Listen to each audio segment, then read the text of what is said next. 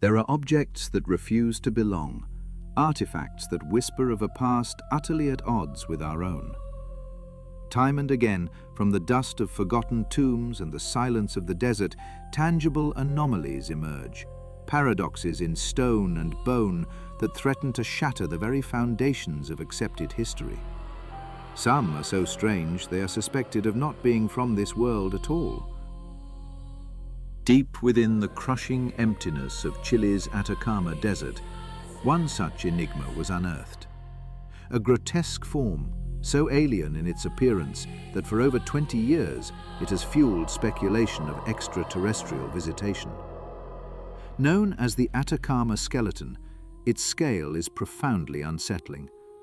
Measuring less than 15 centimeters, its diminutive body is crowned with a bizarre, dramatically elongated skull, completing a silhouette that seems anything but human. For years it was held up as proof of life beyond Earth. But science offered a different, more tragic explanation. In 2018, the journal Genome Research published a study that was meant to silence the debate forever.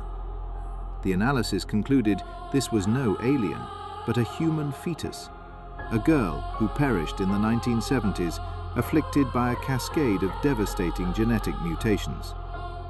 These conditions resulted in a cruel combination of dwarfism, severe deformities, and a form of progeria, causing her bones to age with unnatural speed. Yet the case was not closed. The official conclusion has been met with persistent skepticism, not only from amateur sleuths online, but from respected figures within the scientific community itself who question the findings. The tiny skeleton remains a haunting question mark. But not all anomalies are born of flesh and bone. Sometimes they are fired in a kiln, half a world away from where they are found. In 1933, some 60 kilometers from Mexico City, archaeologists excavating an ancient pyramid made a discovery that should not have been possible.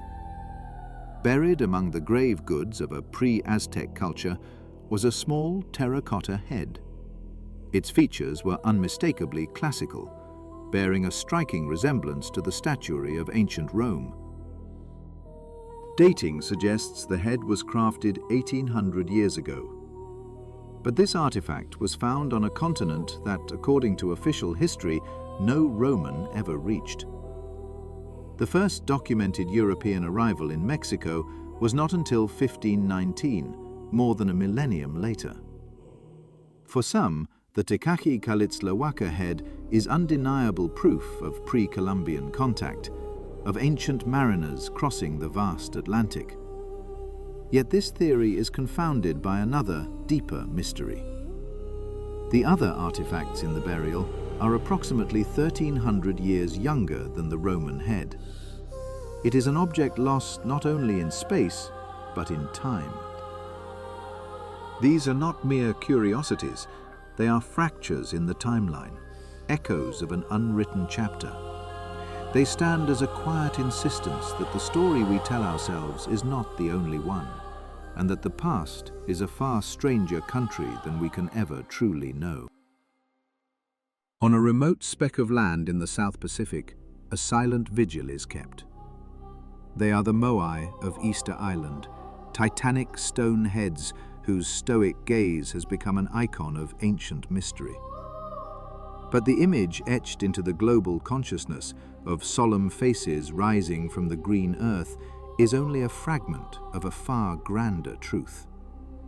For centuries, these sentinels held a profound secret buried deep within the volcanic soil. It was not until the year 2012 that excavations finally revealed the full picture. These were not mere heads. They possessed immense, powerful bodies, torsos and arms intricately carved, hidden from the world beneath the dust of ages. This discovery, however, only deepened the enigma. Of the 887 statues that still endure, we are left to wonder at the purpose of their creation. What compelled the Rapa Nui people to undertake such a colossal effort on an island so profoundly isolated? The prevailing theory suggests they were more than stone.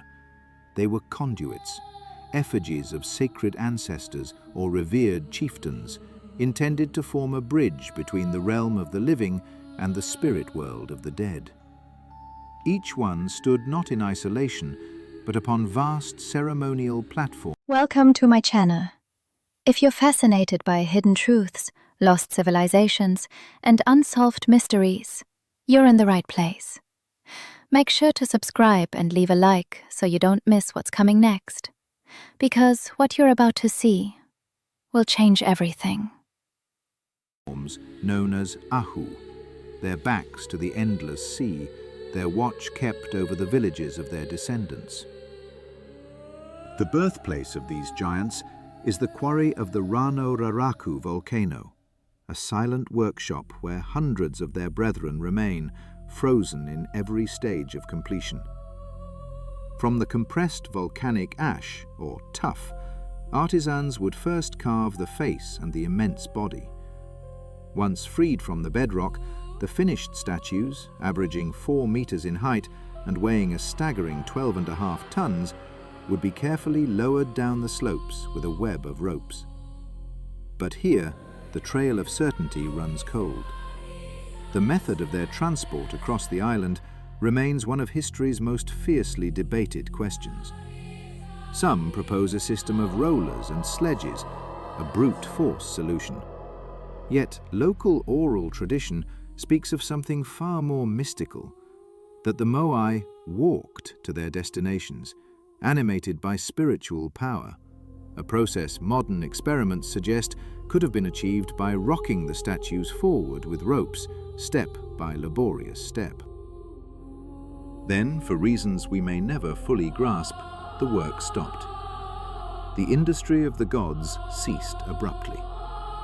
Historians point to the plausible explanation of societal collapse, a dispute between the master carvers and the providers of food, a fracture in the island's delicate social fabric. But the island's own legend whispers a more chilling tale.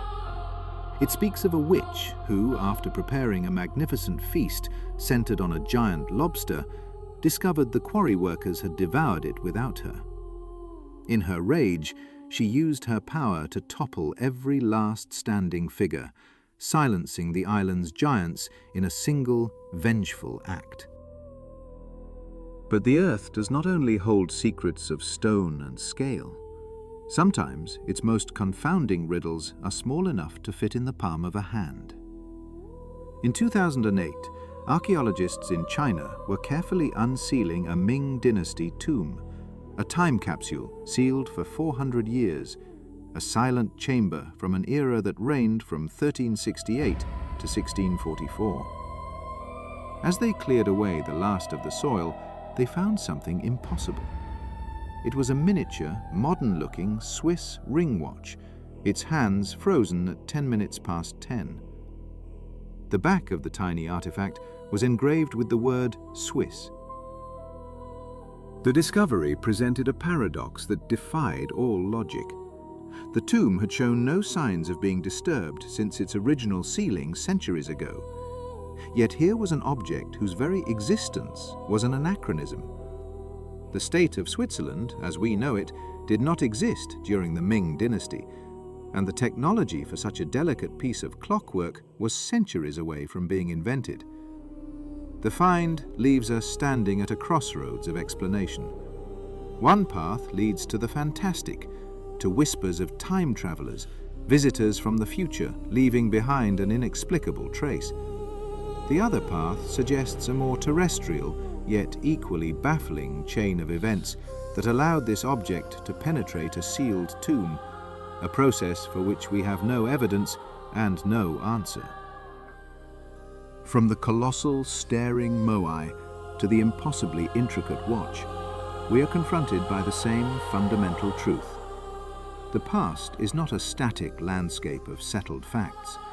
It is a shifting, breathing entity, riddled with gaps and whispers that challenge our understanding of time and possibility.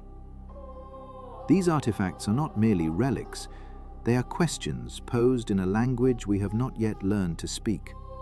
Reminders that for all we have uncovered, we remain explorers on the shore of an ocean of mysteries.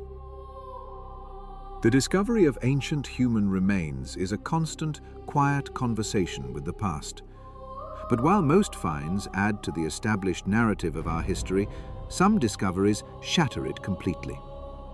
In the sands of Egypt, a place synonymous with buried secrets, one such anomaly came to light.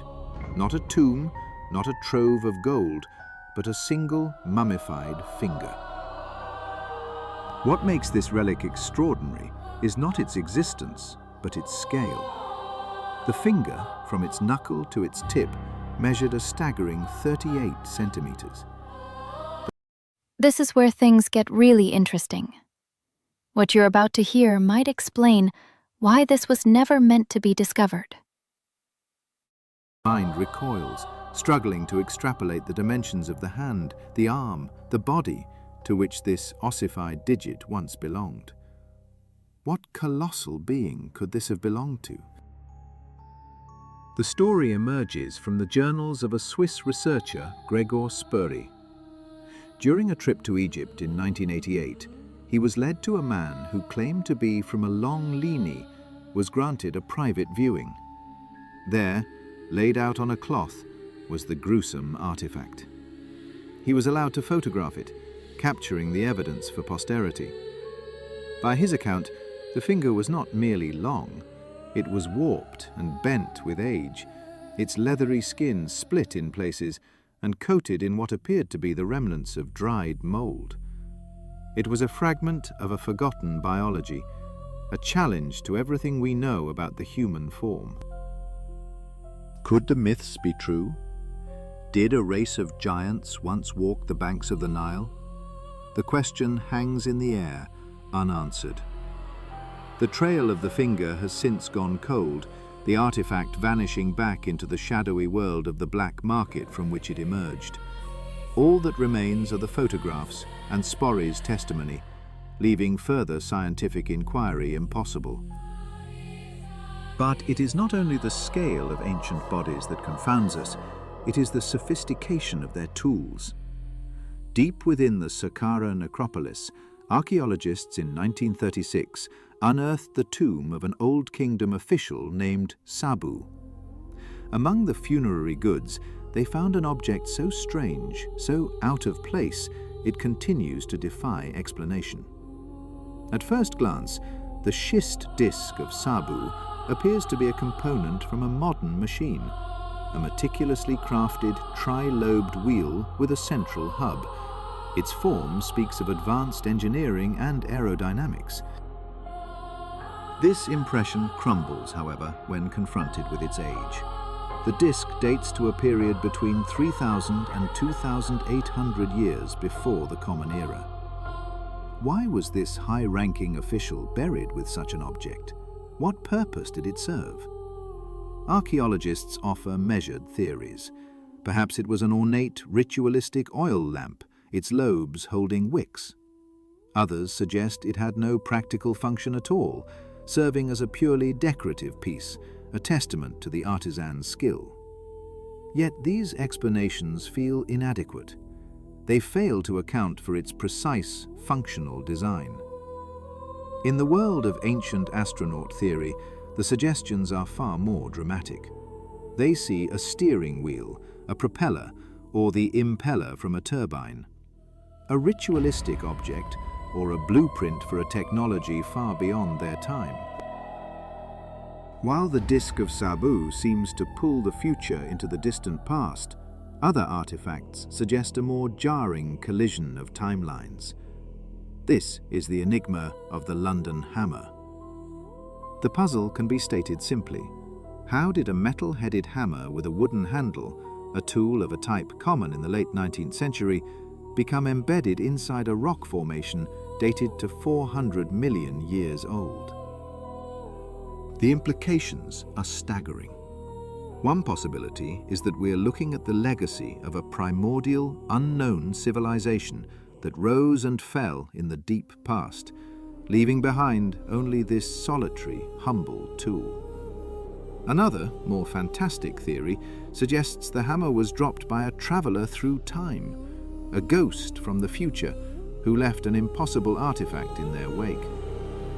A more sober scientific explanation posits that certain minerals, when dissolved in water, can form a solid mass, a concretion, around a modern object relatively quickly, mimicking the appearance of ancient fossilization. But we simply do not know. Officially, no radiocarbon dating has been performed, or at least none has been made public, leaving the London hammer locked in its temporal paradox. Perhaps the greatest mysteries are not tools left behind, but dreams of conquering the sky. On the 17th of December, 1903, the Wright brothers inaugurated a new age for humanity. Yet, scattered across the globe are hints that this dream is far older than we believe. The Saqqara bird, a small wooden figurine from ancient Egypt, possesses the unmistakable airfoil cross-section of a modern glider. In South America, the Quimbaya civilization crafted small golden objects that are eerily aerodynamic. Dubbed the Colombian gold jets, they feature delta wings, vertical stabilizers, and fuselages, features that have no precedent in the animal kingdom, but are fundamental to supersonic flight. These are not definitive proofs, they are fragments, echoes. Wait, this is not the full story. The most important part is just beginning, and it changes everything we thought we knew. They are the unsettling artifacts that refuse to fit into the neat boxes of our accepted history. They are whispers from a world we thought we knew, suggesting that the story of humanity may be far stranger and far more magnificent than we have ever dared to imagine. Across the ages, humanity has left behind objects that defy easy explanation. Some, when viewed by unconventional minds, are seen not as mere artifacts, but as blueprints for technologies far beyond their time. They are interpreted as scale models of fully functional aerial vehicles, their forms whispering of a lost science. While mainstream scholarship often dismisses such theories as fanciful speculation, others point to their startlingly aerodynamic features, symmetries and structures that seem to have no direct parallel in the natural world. They pose a silent, unsettling question. Are these simply the products of a craftsman's imagination, or are they the echoes of a forgotten chapter in the story of flight? But while these small, enigmatic objects fuel debate in hushed corners of academia, other mysteries are carved into the very bedrock of our planet, on a scale that beggars belief. When we speak of ancient monuments whose origins remain shrouded in uncertainty, the mind invariably turns to the great pyramids of Giza, standing as titans on the Egyptian plateau. Yet, overshadowed by their fame, a no less profound enigma lies high in the Peruvian Andes, the Inca complex of Sacsayhuaman. Even its most common designation, a fortress, is a matter of intense dispute. For some researchers, its unique construction suggests not a bastion of war, but a sacred sanctuary, a place of immense spiritual power that served no defensive purpose. Its creation, a 70-year saga of human endeavor during the 15th century, leaves us with one overriding question. How did a workforce, estimated at some 20,000 laborers, erect its so-called Cyclopean walls? Here, the Inca were faced with a staggering challenge. They had to quarry, transport, and assemble colossal, irregularly shaped blocks of stone, some weighing well over 100 tons. These polygonal behemoths were then fitted together with a seamless precision that continues to confound modern engineers. Look closer and you will find no whisper of cement, no hint of mortar. The stones interlock with such accuracy that not even a single sheet of paper can be slipped between them, their bond forged by geometry and immense pressure alone. The logistics that preceded this feat present a puzzle in its own right. The individual components had to be transported from quarries many miles away, hauled across treacherous mountain terrain. The Inca possessed neither the wheel nor iron. Wait, this is not the full story. The most important part is just beginning, and it changes everything we thought we knew. Tools.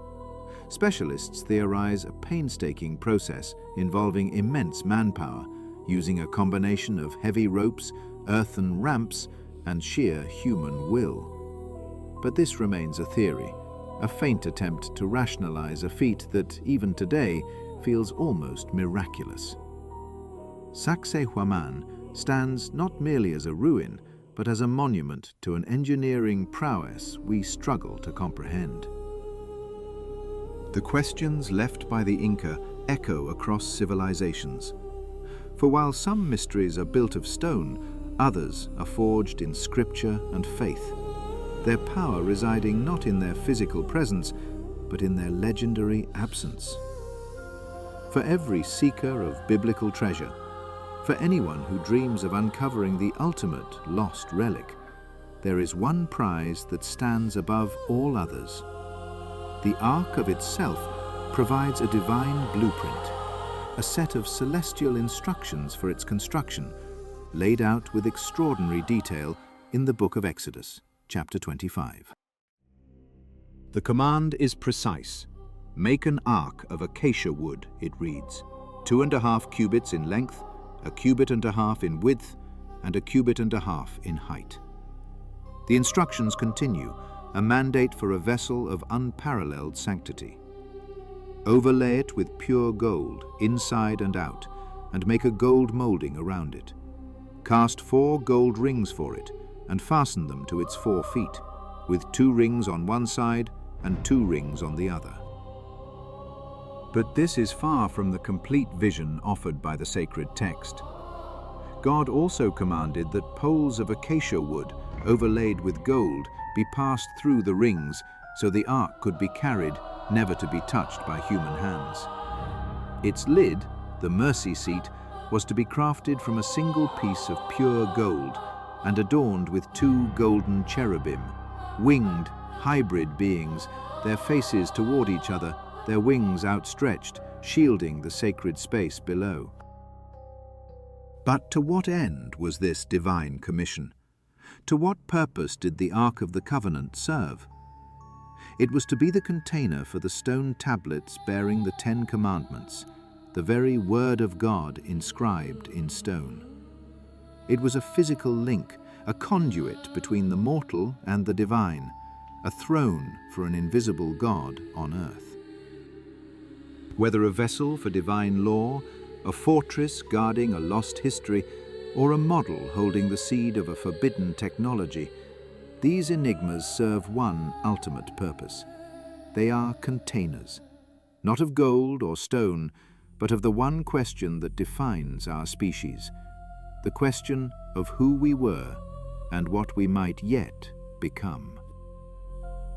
It was never a mere artifact, no simple chest of acacia wood and gold. It was a testament, a physical embodiment of a covenant between the divine and the mortal.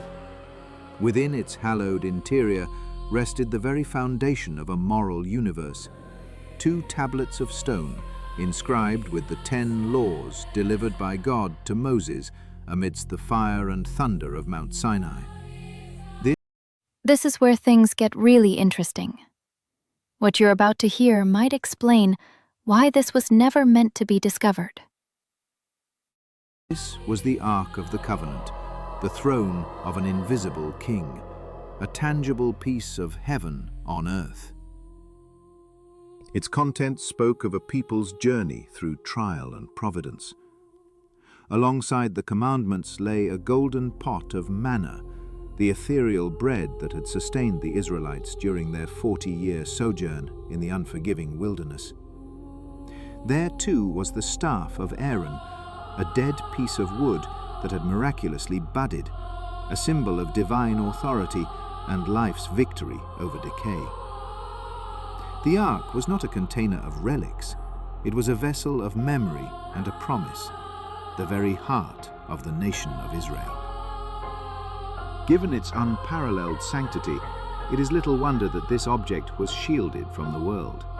No common gaze was permitted to fall upon it. No unauthorized hand could dare to touch its golden surface. This privilege was reserved for the most sanctified, the high priests of the Levite order, and even then only under the most stringent ritual purity. For the ark was not just sacred, it was dangerous. Tradition, stark and uncompromising, tells of those who touched it improperly, who fell dead upon the instant, their lives extinguished by a power too immense for the profane to endure. Yet, for all the meticulous accounts of its construction, its journeys, and its awesome power, the physical object itself is gone. Not a splinter of its wood, not a fleck of its gold remains to be examined. It has vanished from the historical record, leaving behind a void that has echoed through millennia. This absence poses a fundamental, haunting question. What became of the Ark of the Covenant? The enigma begins on uncertain ground. From a purely archaeological standpoint, there is no definitive proof the Ark ever existed as described. No contemporary Egyptian or Canaanite records mention this extraordinary object. All that scholars and seekers have to guide them are the biblical narratives and the deep currents of oral tradition. According to these sacred chronicles, the Ark was a wanderer. Initially housed in a portable sanctuary, a tabernacle of cloth and leather, it moved with the tribes of Israel. Its journey was tumultuous. It was captured in battle by the Philistines, who soon learned of its terrible power as plagues afflicted their cities until they sent it back in terror. It was King David who, in a moment of national triumph, brought the Ark to his new capital, dancing before it with unbound joy as it ascended Mount Zion. Finally, his son Solomon built a permanent home for it, a temple of legendary splendor in Jerusalem. There, the Ark was placed in the innermost sanctum, the Holy of Holies, a perfect cube of profound darkness and silence, veiled from all mortal eyes. Once a year, on the Day of Atonement, the high priest alone would enter this chamber, passing through the veil to stand in the palpable presence of God, with the Ark as his footstool. For centuries it remained there, the silent center of a kingdom's faith. And then came the cataclysm. In the 6th century before the Common Era, the armies of Babylon, led by the formidable King Nebuchadnezzar II, swept across the land. Jerusalem was besieged, its walls were breached, and its people were led into exile. The magnificent Temple of Solomon was plundered and burned to the ground. In the smoke of that burning city, in the clamor of a collapsing civilization, the Ark of the Covenant disappears from view. The most straightforward and perhaps most brutal explanation is that it was simply destroyed. Most historians posit that if the Ark was a real physical object, it would have been seen by the Babylonian conquerors as little more than a treasure chest. Its sacred purpose would have meant nothing to them. They would have stripped its gold for their coffers and cast its wooden frame and stone tablets into the inferno that consumed the temple. A mundane end for a divine object. But the Bible itself offers a different, more mysterious narrative. In the 2nd book of Maccabees, a text written centuries after the temple's destruction, we find another story. It tells of the prophet Jeremiah, who, foreseeing the coming invasion, acted to save the nation's most sacred items. he led a small group to the mountain from which Moses had once gazed upon the promised land. There, Jeremiah discovered a cave. Into this hidden chamber, he placed the tabernacle and the ark, sealing the entrance behind him. Find it again. When they told Jeremiah, he rebuked them, delivering a prophecy that has fueled countless searches ever since. The place shall remain unknown, he declared, until God gathers his people together again and shows his mercy. In this telling, the ark was not destroyed. It was hidden, secreted away by a prophet, waiting for a future moment of redemption. It lies dormant, sealed in the earth, its location a secret lost even to those who helped conceal it. And so the trail goes cold, splintering into these two starkly different fates, one of utter destruction, the other of deliberate concealment. Yet the story does not end there. For since that day, the Ark has been found again and again and again, in the claims of Ethiopian churches, in the theories of amateur archaeologists, and in the grand adventures of popular fiction. Its absence has paradoxically ensured its immortality, transforming a lost artifact into an eternal quest. The search for the Ark has become a search for certainty itself, for a tangible link to a sacred past, for a sign that the covenant between heaven and earth has not been forgotten. It exists now, perhaps more powerfully than ever, not as an object of wood and gold, but as an idea that haunts the landscape of human faith. The quest is eternal, a ghost story whispered across millennia. It is the search for an object of impossible power, an artifact said to contain the very words of God inscribed on stone, the Ark of the Covenant. Its legend has ignited a fevered dream of discovery not once, but countless times, in the most disparate corners of the world. In the crucible of the Crusades, as Jerusalem fell to European knights, the first modern claims emerged. These men of the cross spoke of secret tunnels burrowed deep beneath the Temple Mount, a subterranean labyrinth that they swore led them to the resting place of their lair of myth. Centuries later, the obsession with Jerusalem's holy ground remained. In the year 1911, a British aristocrat, Montague Brownlow Parker, arrived This is where things get really interesting. with a conviction as solid as the city's ancient stones. He sought to grease the wheels of bureaucracy with a well-placed bribe, hoping a high-ranking inspector would turn a blind eye as his team excavated beneath the sacred Dome of the Rock. But the plan was a clumsy one. Parker's clandestine operation was exposed before he could breach the grotto beneath the mosque, and he was forced to flee empty-handed, another seeker swallowed by the city's jealous secrets. The search then drifted east. During the 1920s, a man named Antonia Futterer seized headlines with a tantalizing claim. On the wind-swept slopes of Mount Nebo in Jordan, he professed to have found a hidden passage. Etched into the stone, he said, was a hieroglyphic inscription that left no room for doubt. Here lies the golden Ark of the Covenant. Futterer must have believed he was on the precipice of changing human history. Yet, when he returned to that same desolate mountain, the passage was gone, as if the earth itself had sealed its lips, leaving him a man haunted by a discovery he could never. Stay with me, because what comes next has been hidden for a very long time, and only a few people know the truth behind it. Prove, nor ever find again. But one investigator believed they were all looking in the wrong place. Graham Hancock, a British author, turned his back on the sun-scorched landscapes of conviction detailed in his seminal work, The Sign and the Seal, was that the Ark resided in Ethiopia. This was no wild guess, but the conclusion of what Hancock described as an exhaustive work of historical detection. He traced a path of clues from the court of King Solomon and the Queen of Sheba to the remote highlands of a nation steeped in ancient faith.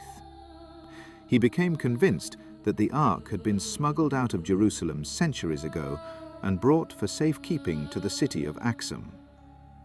Though he had not seen the artifact with his own eyes, he was certain of its location: a subterranean chapel hidden beside the ancient church of St. Mary of Zion. Axum is a city forged in defiance. It is a symbol of liberation, the very place where the Ethiopian people finally cast off the brutal yoke of the dictator Mengistu Haile Mariam, defeating the largest army on the African continent. The liberators of yesterday have become the guardians of today. The sacred compound around the church bristles with armed men, their watchfulness a testament to the treasure they protect. Hancock writes that it is still possible to approach the gates of the hidden chapel and speak with the monks who hold vigil, and this is precisely what he did. What he discovered was not a story of glory, but a chilling testament to the Ark's power. To be chosen as the guardian of the chest, he learned, is to be handed a death sentence. Each man who accepts the duty, who enters the chapel and lives in the presence of the Ark, perishes within 2 to 3 years. The monks told him the process begins with a slow, creeping blindness, as if the light of the world is being extinguished by a greater, more terrible brilliance within the sanctuary.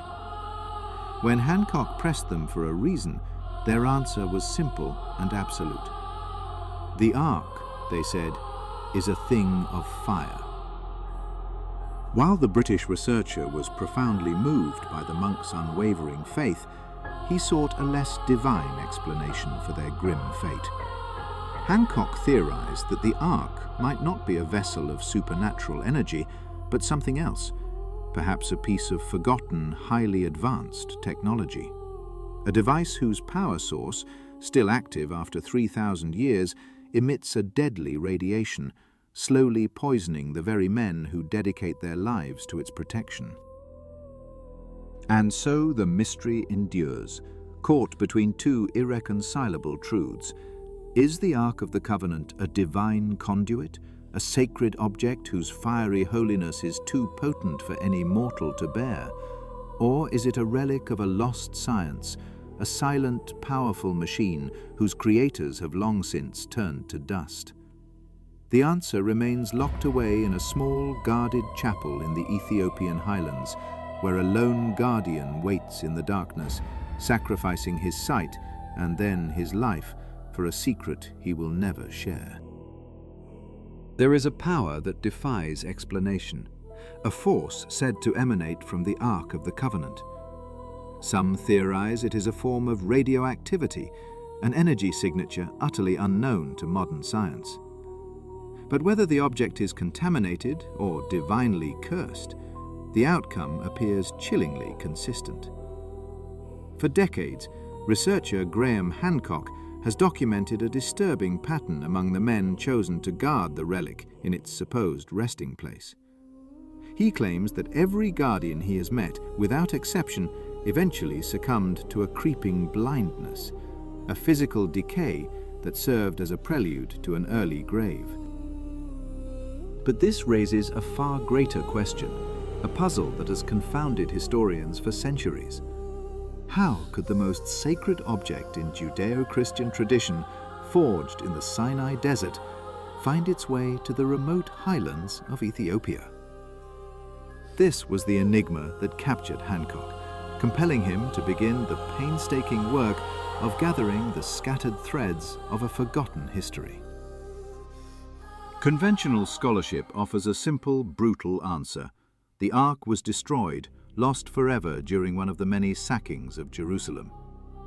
Yet Hancock points to a critical omission. In the exhaustive records of the conquerors, in the detailed inventories of plundered treasures, there is a conspicuous silence. The Ark is never mentioned. For Hancock, this suggests a more probable scenario. that the Ark was spirited away, moved beyond the reach of the invading armies just before the city fell. His investigation led him to a pivotal moment in Judean history, to the reign of King Manasseh. This was a king who turned his back on the traditions of his ancestors, who erected idols within the sacred temple and began to worship the ancient goddess Asherah. The scholars Hancock consulted considered it unthinkable, an act of profound sacrilege for the Ark of the Covenant to remain in a sanctuary now defiled by idol worship. For the priests who held to the old ways, there was no choice. The Ark had to be moved.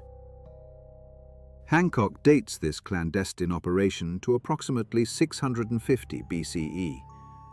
It is a date that, by a remarkable coincidence, aligns perfectly with the construction of a new Jewish temple far to the south, on the island of Elephantine in the Upper Nile. To simply add 1 and 1, as Hancock suggests, is to see the truth.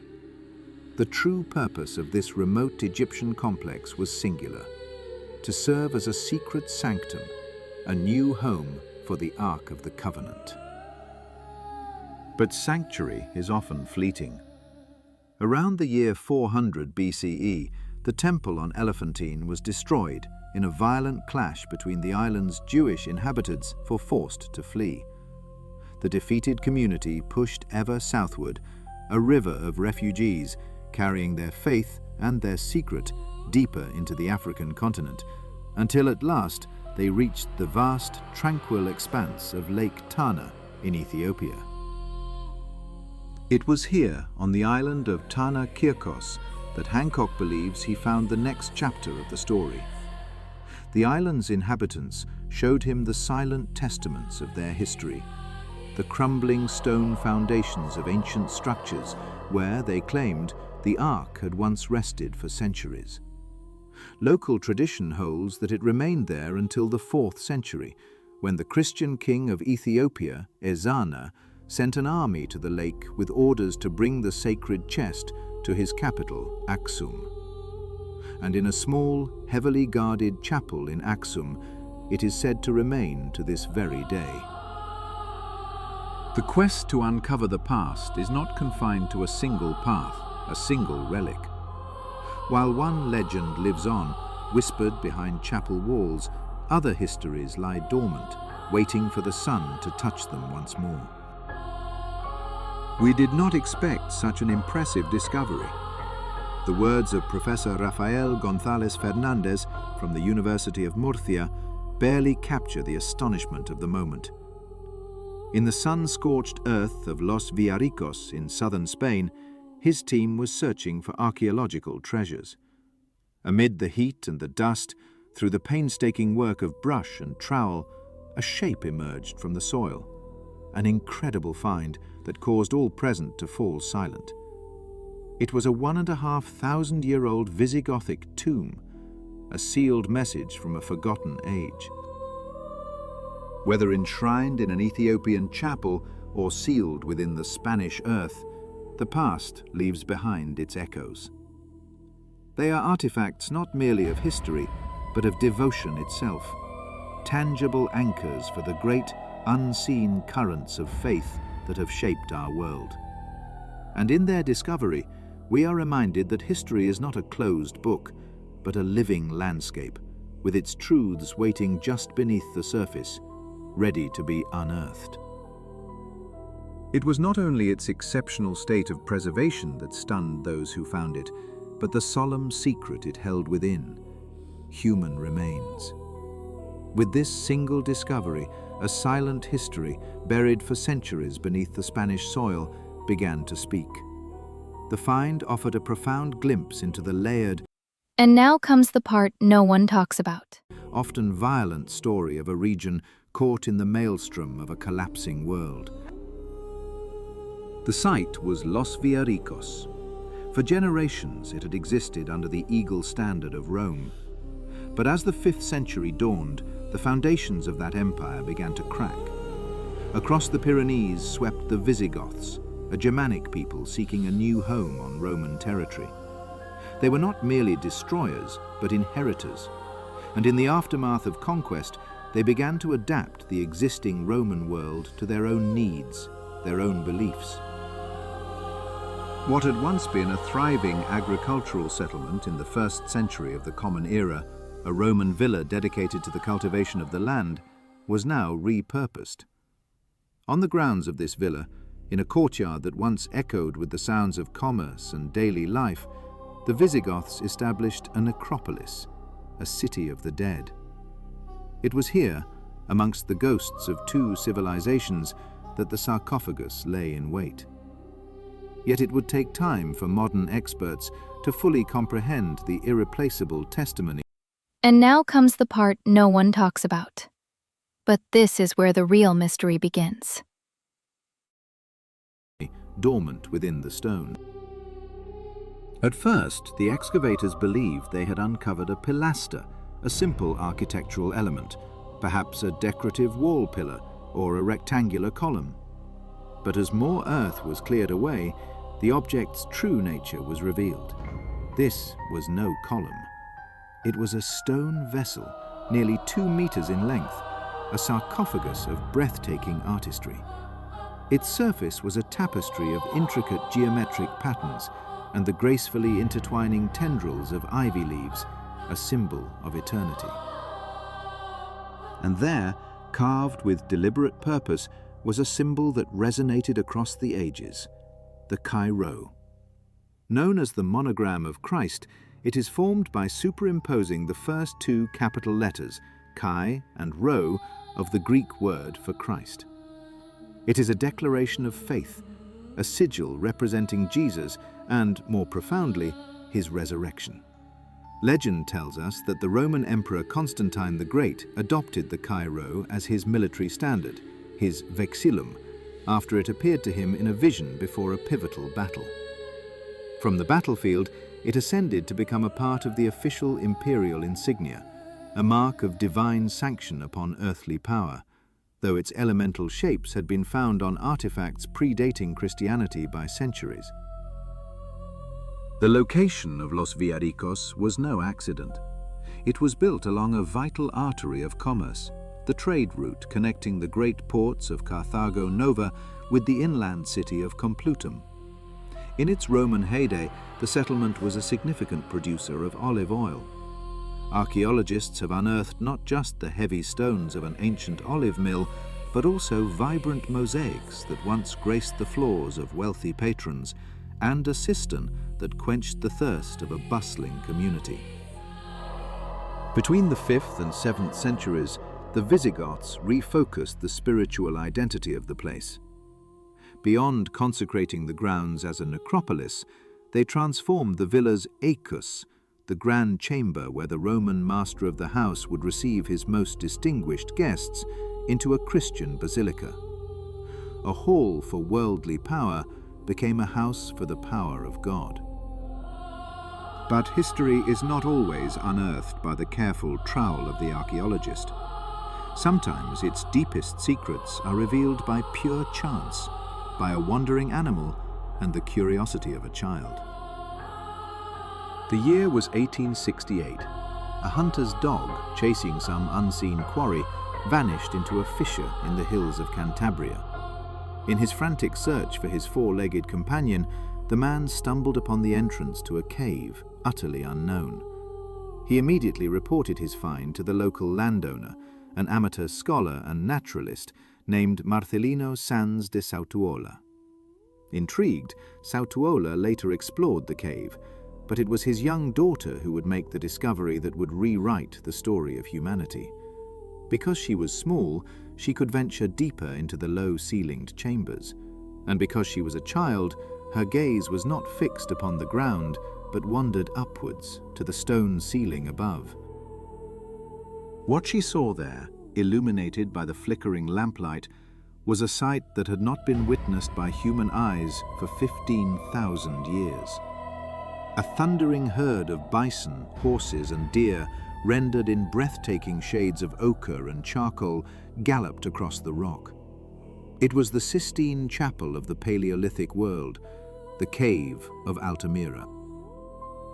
From a Visigothic tomb that speaks of the transformation of empires to a prehistoric cavern that whispers of the very dawn of human consciousness, the past reveals itself in layers. It is a reminder that the ground beneath our feet is not merely soil and rock, but a library of forgotten worlds, waiting for the right key or the right eyes to be opened.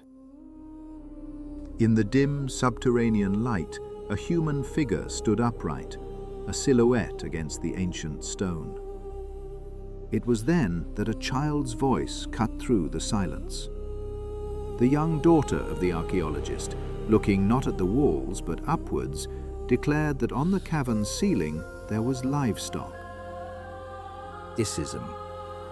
The artistic mastery was so profound, so utterly unexpected, that for years the prevailing theory was one of elaborate fraud, a modern forgery designed to deceive.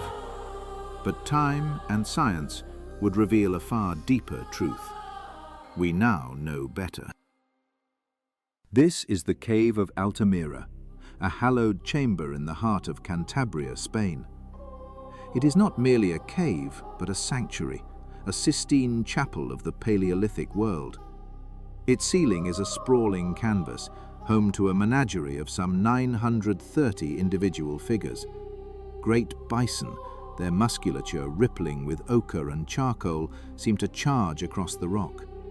Deer stand in quiet repose, horses gallop through an eternal twilight, and wild boars are frozen in moments of primal energy.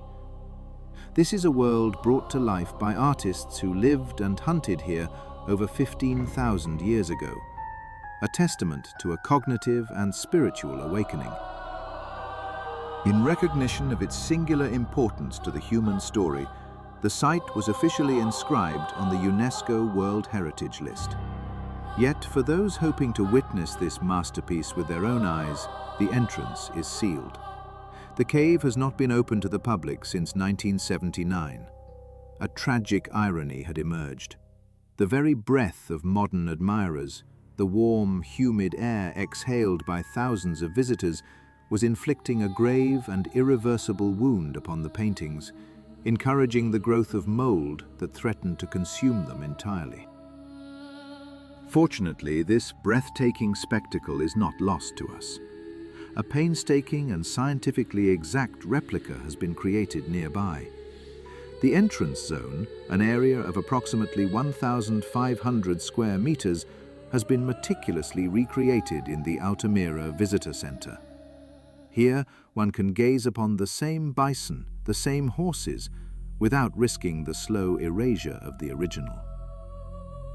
Yet not far from this cradle of art, in the Sierra de Atapuerca, a small mountain range in the northern Spanish province of Burgos, a far darker and more ancient secret lay buried. This landscape conceals a profound chronicle of our own evolution, a story written not in pigment, but in bone. During the 1990s, excavations within a network of caves unearthed a staggering collection of hundreds of fossilized bones. They represented a cross-section of our deep ancestry, the remains of Homo heidelbergensis, of early Homo sapiens, and of the Neanderthals. But the caves held something older still. Some fossils were dated to an almost incomprehensible 800,000 years in the past. Faced with this evidence, the Spanish excavation leaders proposed the existence of a new species entirely, Homo antecessor, or pioneer man. They argued this was a direct ancestor to the Neanderthals, a crucial missing branch on our family tree. The precise validity of this classification and how these Spanish finds relate to similarly ancient fossils from Africa and elsewhere in Europe remains a subject of intense academic debate. What is not in dispute, however, is that hundreds of thousands of years ago, something took place in the Sierra de Atapuerca that, from our modern vantage point, seems utterly horrifying. The prehistoric inhabitants of this place were consuming their own. They were cannibals. The primary evidence came from the remains of a single individual known to the world as the Boy of Grandolina. But this 800,000-year-old skeleton was destined to offer researchers one more profound surprise. Modern analysis, using advanced techniques to study the proteins in dental enamel, revealed a simple, startling fact. The child was not a boy, but a girl. This new study, published in the Journal of Anthropological Sciences, established that the girl of Grandolina was between 9 and 11 years old at the time of her death. And it confirmed unequivocally that she had been killed, butchered, and eaten by her own kind. It soon became clear this was far from an isolated incident. This is where things get really interesting. What you're about to hear might explain why this was never meant to be discovered. To date, the remains of at least a dozen individuals from this time period have been found in the region, all bearing the unmistakable signatures of cannibalism. The bones are scarred with the same cut marks left by stone tools used to strip flesh. They show fractures consistent with the deliberate breaking from marrow. They even bear the faint, chilling traces of human teeth. What was the motive behind this brutal practice? Was it driven by starvation, a desperate act of survival in a harsh and unforgiving world? Or was it something more complex, a ritualistic practice, an assertion of dominance over a rival group, or a tradition so deeply ingrained its original purpose was long forgotten? The bones themselves cannot tell us. They can only present the stark, silent evidence. In these Spanish hills, the twin Welcome to my channel. If you're fascinated by hidden truths, lost civilizations, and unsolved mysteries, legacies of our lineage are etched in stone and bone. The hand that reached for the sublime, creating transcendent beauty on a cave ceiling, and the teeth that broke the bones of its own kind. One a testament to the burgeoning human soul, the other a whisper of the primordial abyss from which we all emerged. Deep within the marrow of our own history lies a gnawing question, a taboo that echoes from the dawn of humanity. Why did our ancestors sometimes consume their own? The evidence is unambiguous, yet the motive remains shrouded in the mists of prehistory. One explanation is rooted in the harsh pragmatism of survival. In a world of scarcity, perhaps one's own kind represented a resource that was simply easier to hunt, more readily available, and richer in nutrients than the elusive beasts of the wild. The archaeological record seems to support this grim calculus. Bones, unearthed from the refuse of ancient hearths, are found deliberately shattered, split open with a chilling precision. The purpose was not merely to butcher, but to access the precious, calorie-dense marrow locked within, a desperate act for a desperate time. Yet another theory pulls us from the realm of the practical into the sacred, the terrifying, and the profound. It posits that cannibalism was not an act of hunger, but of ritual. That to consume the flesh of another was to absorb their strength, to honor their spirit, or perhaps to utterly dominate a vanquished foe. Was it a sacrament or a survival strategy? A sacred rite or a simple meal? The silent bones offer no definitive answer, leaving us to confront the unsettling duality of our own species, a creature capable of both profound spirituality and brutal necessity.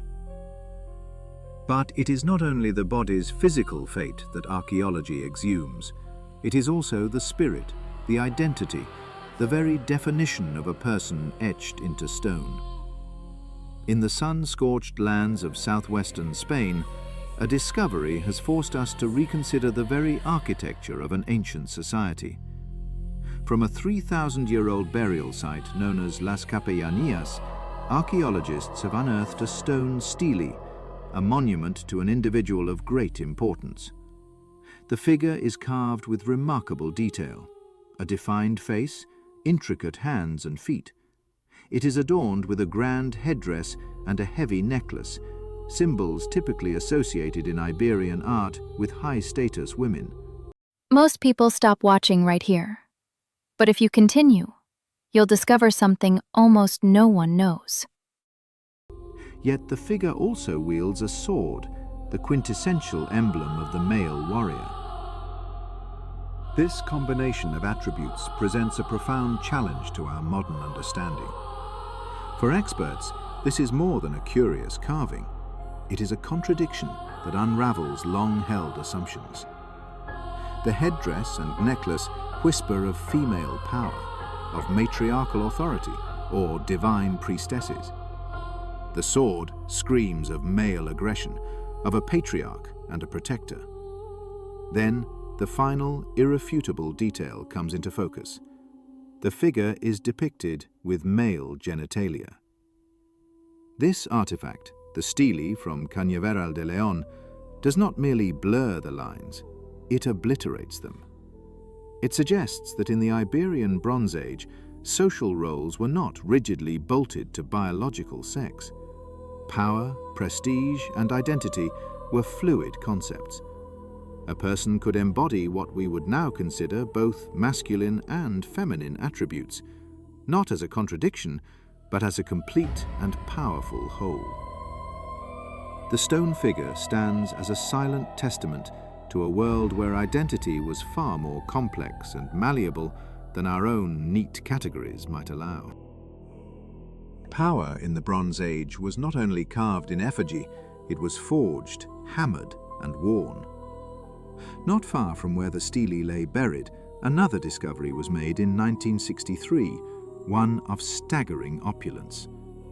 Known as the Treasure of Villena, it remains one of the largest hoards of Bronze Age gold ever found in Europe. Unearthed near Alicante, the collection consists of 59 breathtaking objects, 11 gleaming bowls, 28 heavy bracelets, 3 ornate bottles. Forged from gold, silver, and amber, the hoard weighs nearly 10 kilograms, a king's ransom that speaks of immense wealth and sophisticated craftsmanship. For decades, it was celebrated as a pinnacle of terrestrial artistry. But recent analysis has revealed a secret hidden within 2 of its pieces, a secret that is, quite literally, not of this world. The focus fell upon 2 seemingly minor items, a small, hollow hemisphere. Stay with me, because what comes next has been hidden for a very long time, and only a few people know the truth behind it. Perhaps the pommel of a ceremonial sword, and a simple, open-cuffed bracelet.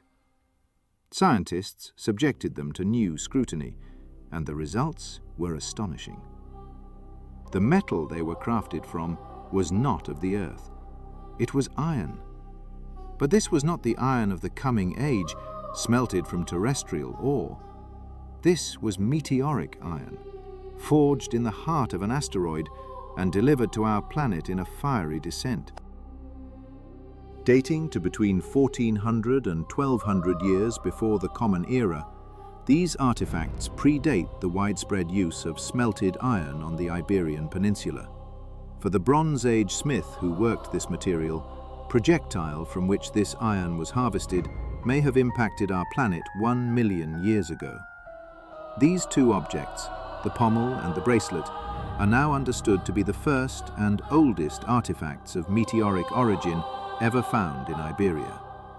They represent a moment when a human hand took a fragment of the cosmos, a piece of a fallen star, and shaped it into a symbol of ultimate power. These fragments from our distant past, shattered bones, an enigmatic carving, a celestial treasure, are not merely answers to old questions. They are invitations to question what we believe we know. They remind us that history is not a static line of events, but a vast and shifting landscape of possibilities, where survival and ritual, identity and power, the terrestrial and the cosmic, were once intertwined in ways we are only just beginning to comprehend. The annals of archaeology are dominated by titans. We remember Howard Carter, who in 1922 etched his name into eternity as the first to gaze upon the legendary tomb of Tutankhamun. In the 1730 and indeed most controversial Egyptologists of our time. Nor can we overlook Kathleen Martinez, the archaeologist from the Dominican Republic, who remains convinced she has tracked the final resting place of the long-lost Queen Cleopatra. The pantheon of Egyptology's finest seems well populated. Yet beyond the glare of these celebrated names exist other researchers, individuals who dedicated their lives to the mystical realm of the pharaohs, but whose names remain almost entirely unknown to the wider world. Consider the name René Adolphe Schwalitz. Explanations of ancient Egypt were, to put it mildly, unconventional. Born in Alsace-Lorraine in 1887, Schwaller de Lubitsch was no Egyptologist in the classical sense. Indeed, many of his critics maintain to this day that he was not one at all. Instead, he is remembered by some as a capricious occultist, a peculiar mystic who boasted one of the world's largest private collections of alchemical manuscripts. To his detractors, he was a charlatan, imposing his own arcane beliefs onto the ruins of the past. But to his admirers, he was something else entirely, a profound visionary, one of the few researchers to have ever grasped the true esoteric legacy of ancient Egypt. For them, his conclusions were as seismic as an earthquake, threatening to shatter the very bedrock of accepted history. What then did Schwaller de Lubitsch find in the land of the pharaohs? While his assertions continue to provoke fierce debate, no one could ever accuse him of a lack of dedication. His Egyptian odyssey lasted for 12 consecutive years. Beginning in 1937, he and a professional research team embarked on an exhaustive study of the 7 great temple complexes of Thebes, analyzing virtually every stone these venerable sites had to offer. From this monumental effort, Schwaller de Lubitsch arrived at a revolutionary conclusion. He argued that these sacred places were not merely sites for public worship, but sophisticated instruments for mystical initiation. Their very design, he claimed, was a symbolic representation of the deepest beliefs of the ancient Egyptians, a complex system founded not just on religious ideas, but equally on an advanced understanding of philosophy, art, and science. He saw the temples as living textbooks carved in stone, designed to awaken consciousness. He posited, for example, that the Egyptians understood profound astronomical concepts, such as the precession of the equinoxes. This slow, 25,700-year wobble of our planet's axis is a phenomenon that Orthodox history insists was discovered millennia later by the Greeks. To Schwaller, evidence of this knowledge was encoded directly into the architecture and alignments of the temples, a silent testament to a forgotten high science. Before embarking on this radical reinterpretation of an entire culture, he had meticulously prepared, immersing himself in the language of symbols that he believed was the key. Schwaller de Lubitsch forced a question that still echoes through the halls of Karnak. Did we unearth the tombs of kings only to bury their wisdom? The stones of Egypt remain, silent witnesses to a past we think we know. Perhaps their greatest secrets are reserved not for those who dig, but for those who dare to read them differently. The prevailing narratives of history are often built on foundations we believe to be solid rock. Yet for ancient Egypt, this bedrock is little more than a theoretical construct, shaped by a powerful academic consensus.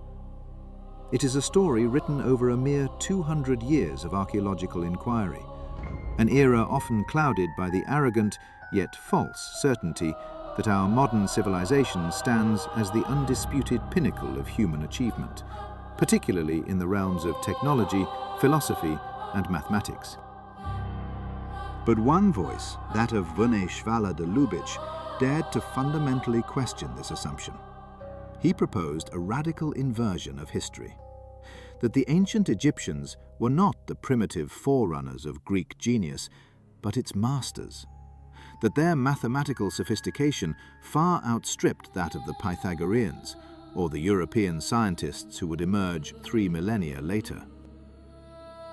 And the proof of this audacious theory, he argued, was not to be found on fragile papyrus, but etched into the very fabric of stone.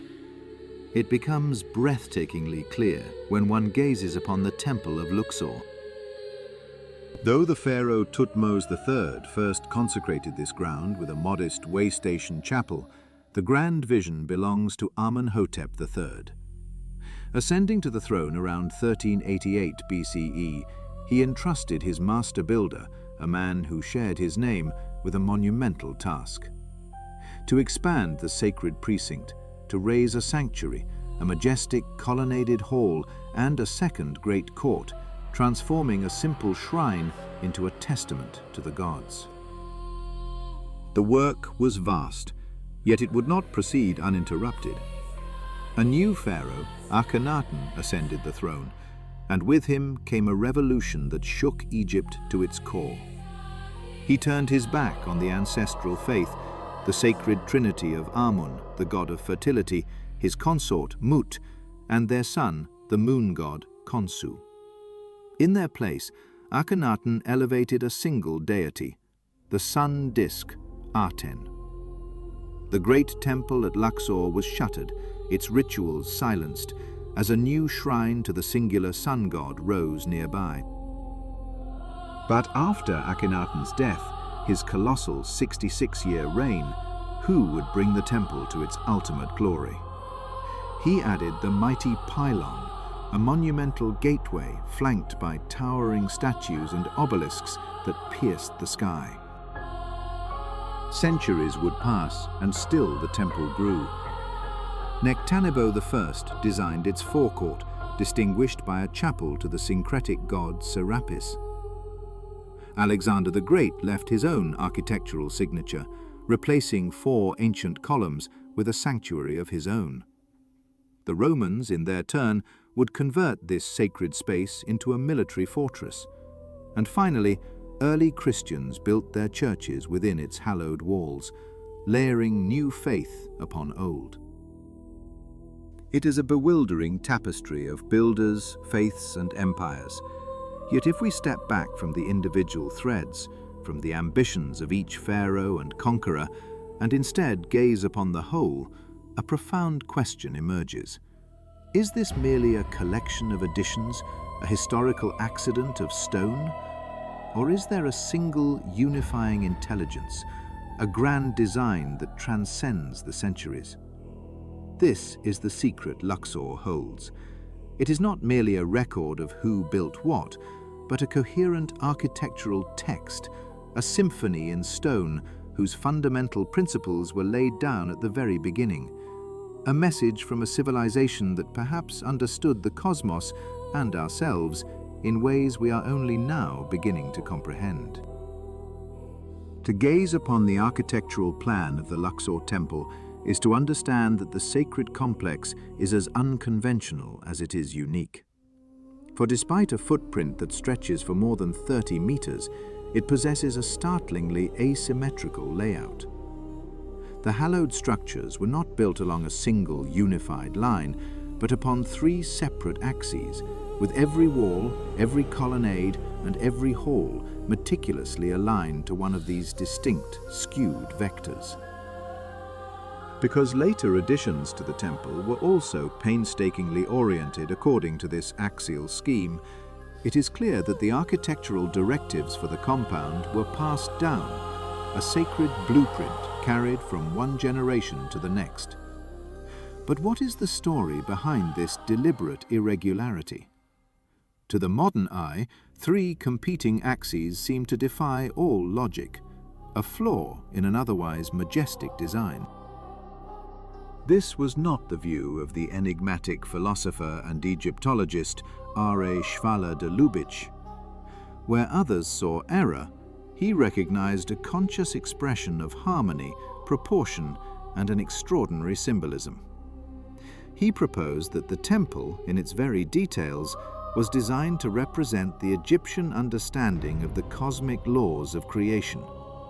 It was a textbook in stone, illustrating the precise manner in which spirit manifests as matter. One of the central pillars of Svala de Lubic's work is the concept that the proportions of the human body can be found encoded in the temple's layout.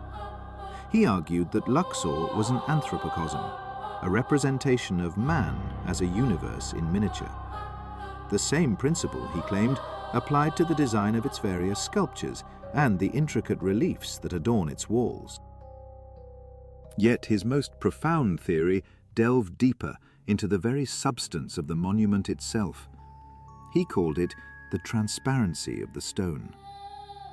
As Svala de Lubic studied the temple's plans and carvings, he noticed small, anomalous stone fragments embedded within much larger blocks.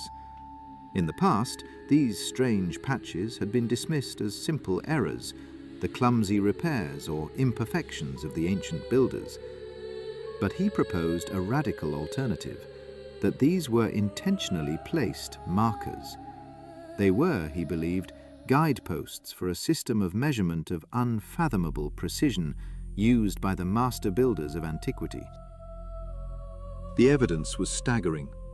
He discovered that carvings on the opposite sides of these immense blocks were often perfectly aligned, connected as if the solid rock between them did not exist.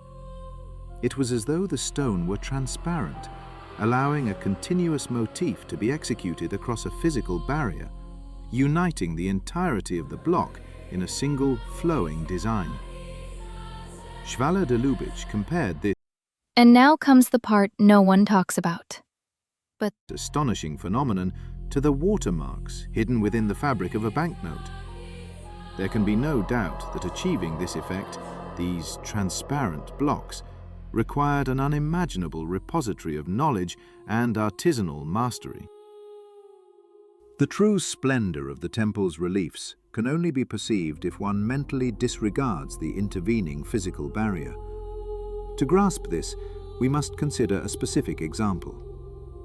A massive stone block separates Chamber 12 from Chamber 5, and it is adorned with a continuous hieroglyphic motif on its opposing faces. Within Chamber 12, we see the symbol for cloth, the sign of a covering, a garment, a physical form. Then, on the opposite wall in Chamber 5, perfectly aligned as if by an invisible thread, is the corresponding symbol, the divine principle or entity which that cloth is meant to enrobe. The carvers worked on two sides of an impenetrable mass, yet their work is one. The stones of Luxor are not merely a silent witness to a bygone age. They speak of a lost science, a forgotten mode of consciousness. They suggest that for their creators, the boundary between the spiritual and the material was not a wall, but a permeable membrane, a canvas upon which the laws of the cosmos could be written for all time. Upon the walls of the Luxor temple, a silent language unfolds. Here, the esotericist R.A. Svala de Lubic perceived not just a collection of sacred art, but a symphony of interconnected meaning. He identified a principle he called transposition, a deliberate and sophisticated placement of elements throughout the vast complex. The symbols and carvings were not random adornments. They were nodes in an intricate web of knowledge, positioned to reveal profound relationships across space.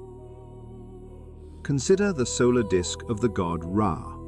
In hall number 2 it sits, a powerful emblem of celestial divinity. Yet its significance is not contained within that single chamber. A direct, invisible line can be drawn from this disk, projecting its energy and meaning straight to the sacred boat of Amun-Ra, resting in hall number 6. This is not mere alignment. It is a conversation conducted in stone, a dialogue between distant points within the sanctuary. Was this simply an elegant architectural flourish, a clever trick of the masons? Or does it point towards something far deeper? Those who believe the ancient Egyptians sought to encode a higher teaching in their monuments see the Luxor temple as a medium forged from the earth itself, a landscape of stone that must be experienced as a complete, indivisible whole. It presents itself as a grand treasury of knowledge, built upon a fundamental premise, that no single aspect can ever be truly understood in isolation. It must be placed within the all-encompassing context of the entire structure. The true meaning of an inscription, the power of a symbol carved into a column, can only be fully unlocked when we perceive how it resonates with its counterparts elsewhere on the temple grounds. Pochvala de Lubitsch, this intricate dance of transparency and transposition, was designed for a purpose beyond the mere transmission of an idea. It was meant to be felt, to be walked through, to be absorbed by the very consciousness of the observer. This principle of reading a structure to understand a forgotten world extends far beyond the sacred precincts of the Nile. Thousands of years later, and hundreds of miles away, another stone structure tells a different yet equally compelling story.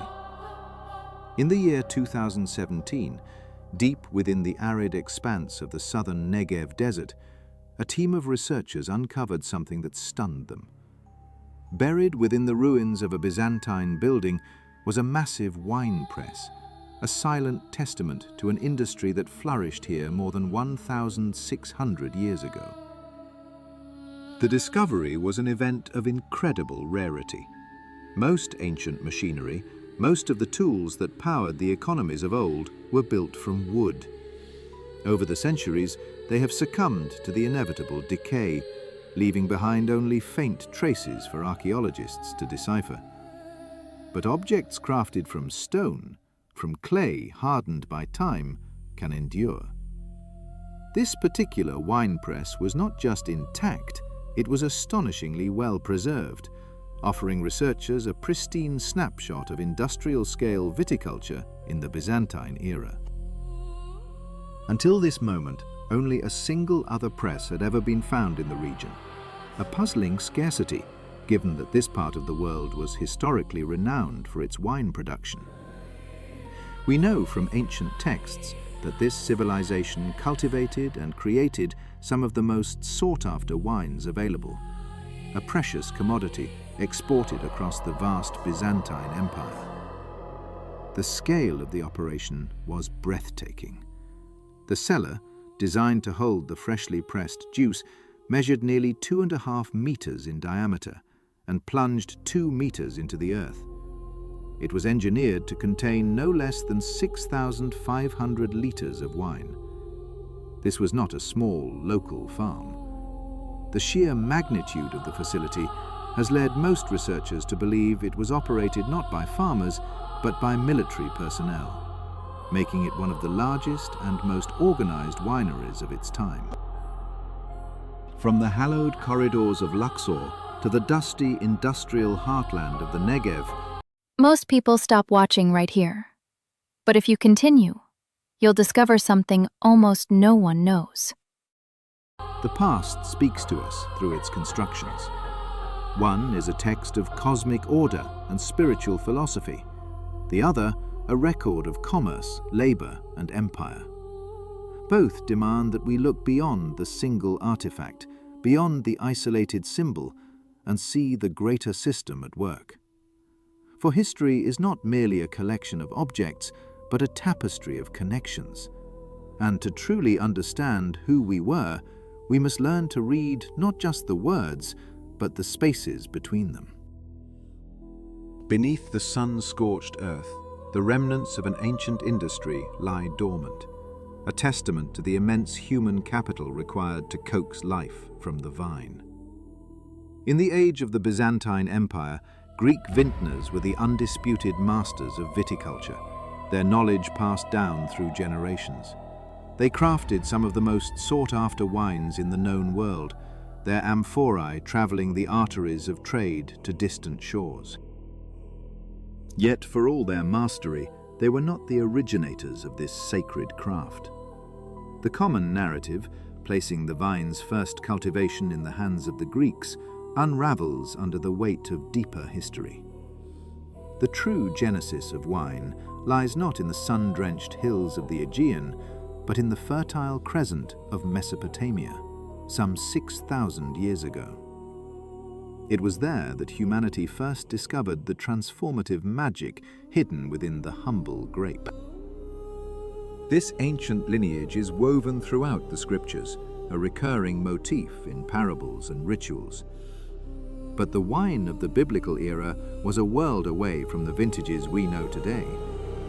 Modern scholarship suggests that these early concoctions were often something else entirely, perhaps low in alcohol, or more akin to a potent tonic than a simple beverage. For millennia, civilizations across the globe viewed wine not merely as a drink, but as a medium. It was a vessel for a vast pharmacopoeia of botanicals, a complex elixir where grape juice was merely the foundation. Into these fermenting liquids, they would introduce a spectrum of plants and herbs, each chosen for a specific and powerful effect. Many of these infusions were medicinal, designed to heal the body, to soothe fevers, or to cleanse impurities. Others, however, ventured into a different realm. The addition of psychoactive fungi and other mind-altering plants suggests a more profound purpose, a tool for spiritual awakening, a key to unlock the doors of perception for priests and prophets. We know little of the precise recipes, the secret knowledge of the ancient herbalist, but we know that mushrooms, potent herbs, and tree resins were regular additions, transforming the simple drink into a powerful agent of physical and spiritual change. What precise elixirs were pressed within these specific stone walls remains a mystery, lost to the silence of millennia. That the structure itself has survived is a miracle of preservation. This enduring structure speaks to a forgotten way of life. Yet archaeology unearths more than just the tools of daily existence. It can reach into the very heart of our foundational myths, testing the stories we have told ourselves for centuries. For generations, the figure of King David has walked a fine line between history and legend. Countless voices, dismissing the Bible as a work of historical fiction, have argued that David never existed, that he was a fabrication, a national hero invented to give a fledgling people a glorious past. The iconic tale of David and Goliath, the shepherd boy who felled a giant with a single stone from his sling, has been held up as the prime example of folklore, not fact. Until recently, the only extra-biblical evidence for his existence was a lone, tantalizing clue: the Tel Dan stela. This ancient basalt slab, inscribed by an enemy of Israel, documents a military victory and, in doing so, makes a stunning reference to the House of David. It was a direct acknowledgement of a Davidic dynasty, a powerful suggestion that the king was a real historical figure. But it remained a solitary whisper in the archaeological record. But now, from the dust of a site known in biblical accounts as Eglon, a new chapter is being written. The excavation of a monumental building dating precisely to the time of David's reign has provided the first tangible link between the biblical narrative and the ground itself. It was here, the scriptures claim, that David expanded his kingdom. And the story is not written in text alone, but in the very fabric of the earth. Archaeologists have charted a sudden, dramatic shift in the material culture of the period, a clear break from the past that signals the arrival of a new power. Perhaps the most compelling evidence comes from the very blueprints of this emerging kingdom. Building plans have been unearthed that diverge sharply from local Canaanite traditions.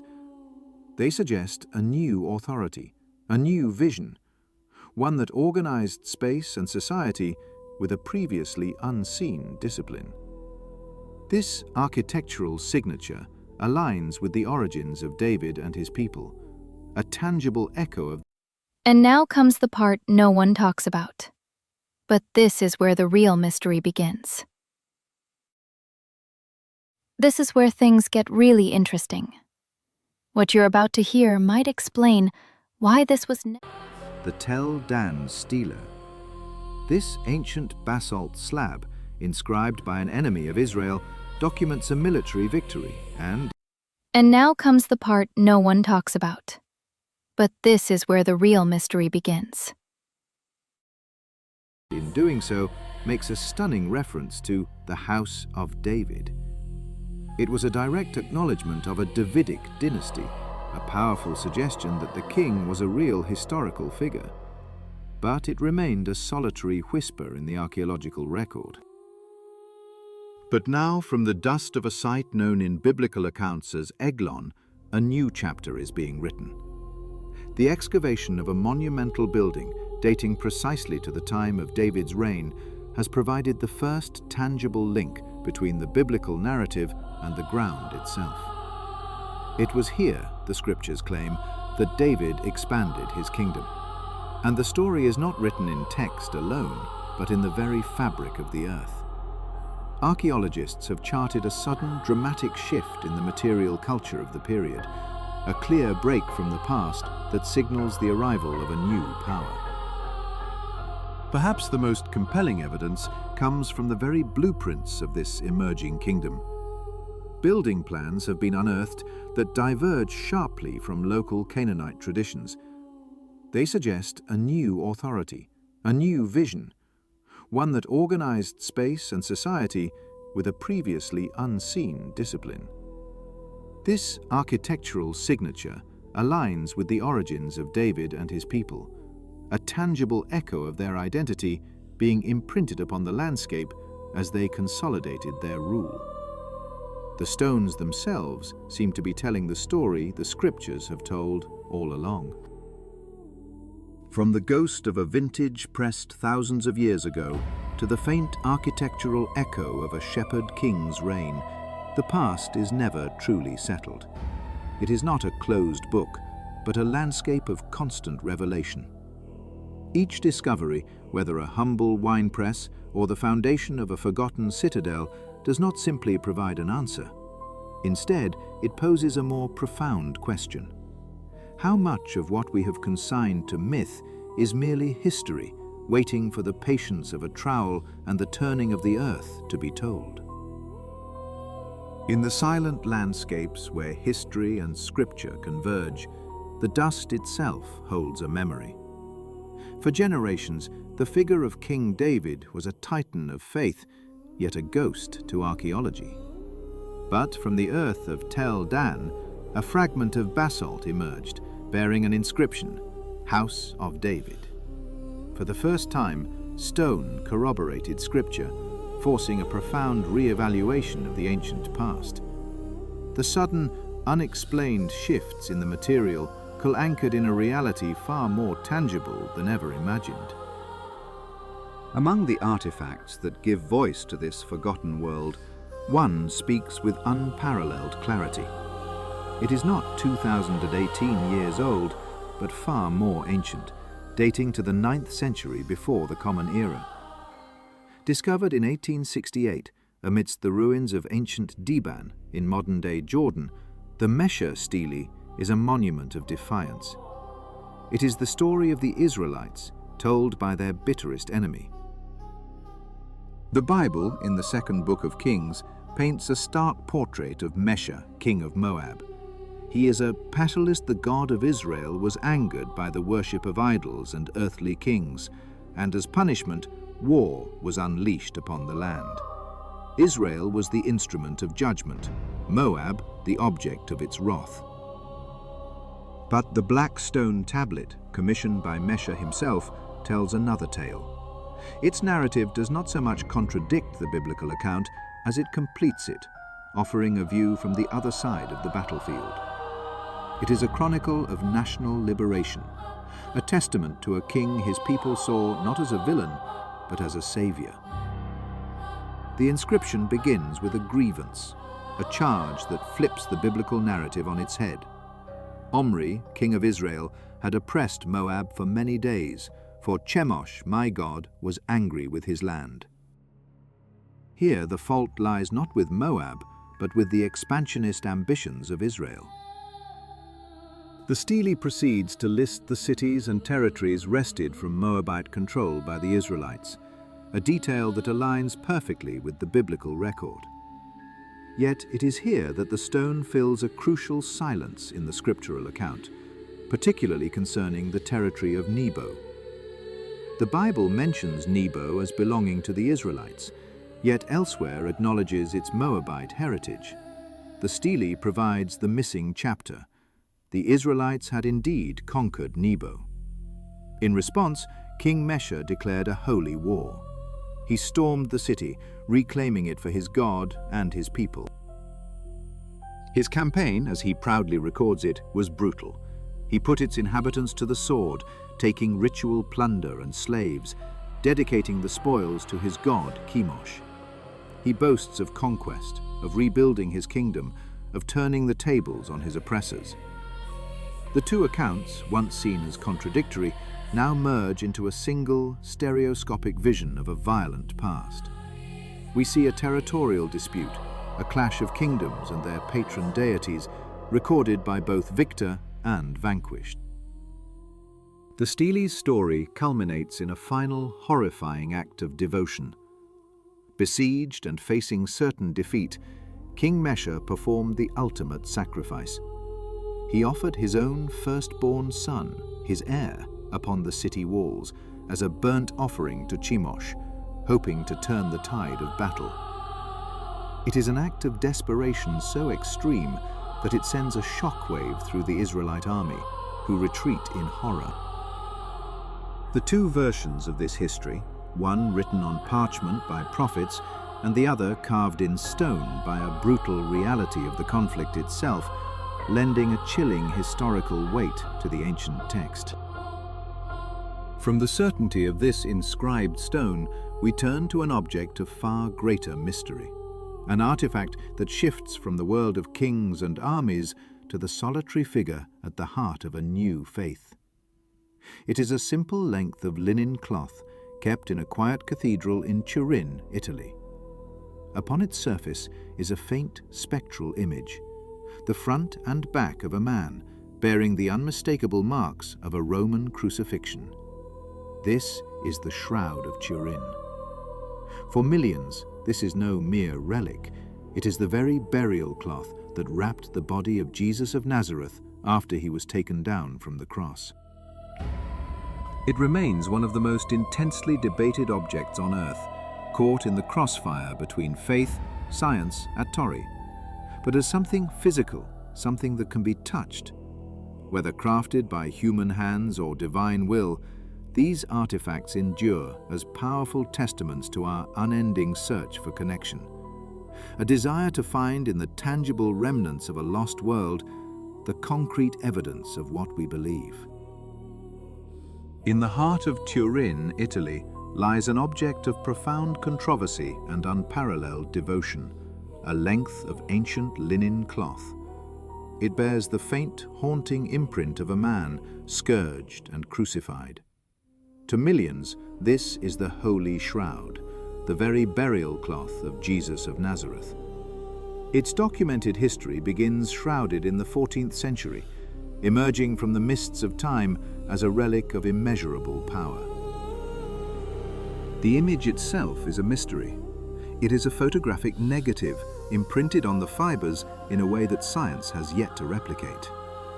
We see the form of a man, both front and back, his body marked by the brutal signature of a Roman execution.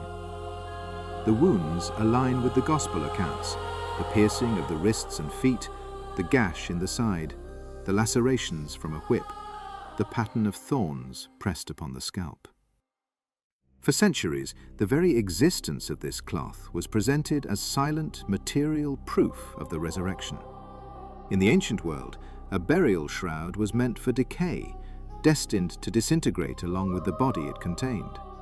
The fact that this one survived bearing such a miraculous image, was seen as evidence that the body it once held had vanished, leaving its ethereal portrait behind.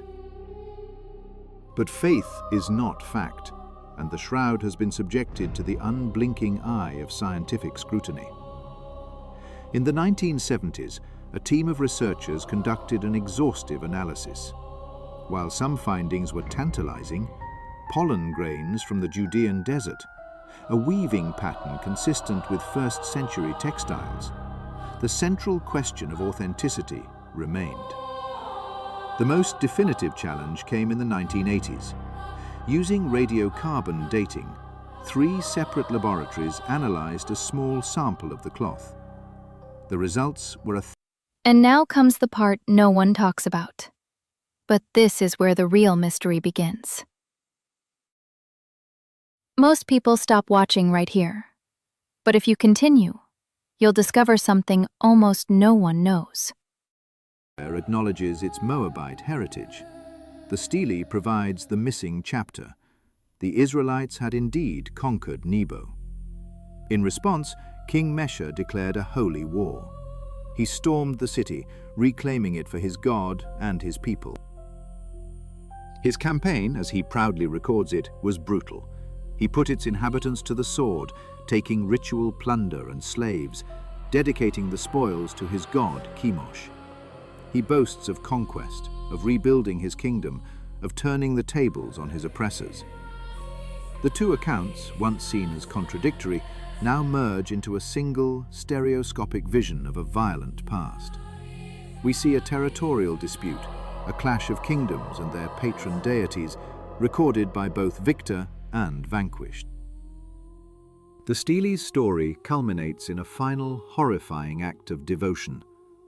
Besieged and facing certain defeat, King Mesha performed the ultimate sacrifice. He offered his own firstborn son, his heir, upon the city walls as a burnt offering to Chemosh, hoping to turn the tide of battle. It is an act of desperation so extreme that it sends a shockwave through the Israelite army, who retreat in horror. The two versions of this history, one written on parchment by prophets and the other carved in stone by a brutal reality of the conflict itself, lending a chilling historical weight to the ancient text. From the certainty of this inscribed stone, we turn to an object of far greater mystery, an artifact that shifts from the world of kings and armies to the solitary figure at the heart of a new faith. It is a simple length of linen cloth kept in a quiet cathedral in Turin, Italy. Upon its surface is a faint spectral image, the front and back of a man bearing the unmistakable marks of a Roman crucifixion. This is the Shroud of Turin. For millions, this is no mere relic. It is the very burial cloth that wrapped the body of Jesus of Nazareth after he was taken down from the cross. It remains one of the most intensely debated objects on Earth, caught in the crossfire between faith, science, et tori, but as something physical, something that can be touched. Whether crafted by human hands or divine will, these artifacts endure as powerful testaments to our unending search for connection, a desire to find in the tangible remnants of a lost world the concrete evidence of what we believe. In the heart of Turin, Italy, lies an object of profound controversy and unparalleled devotion, a length of ancient linen cloth. It bears the faint, haunting imprint of a man scourged and crucified. To millions, this is the Holy Shroud, the very burial cloth of Jesus of Nazareth. Its documented history begins shrouded in the 14th century, emerging from the mists of time as a relic of immeasurable power.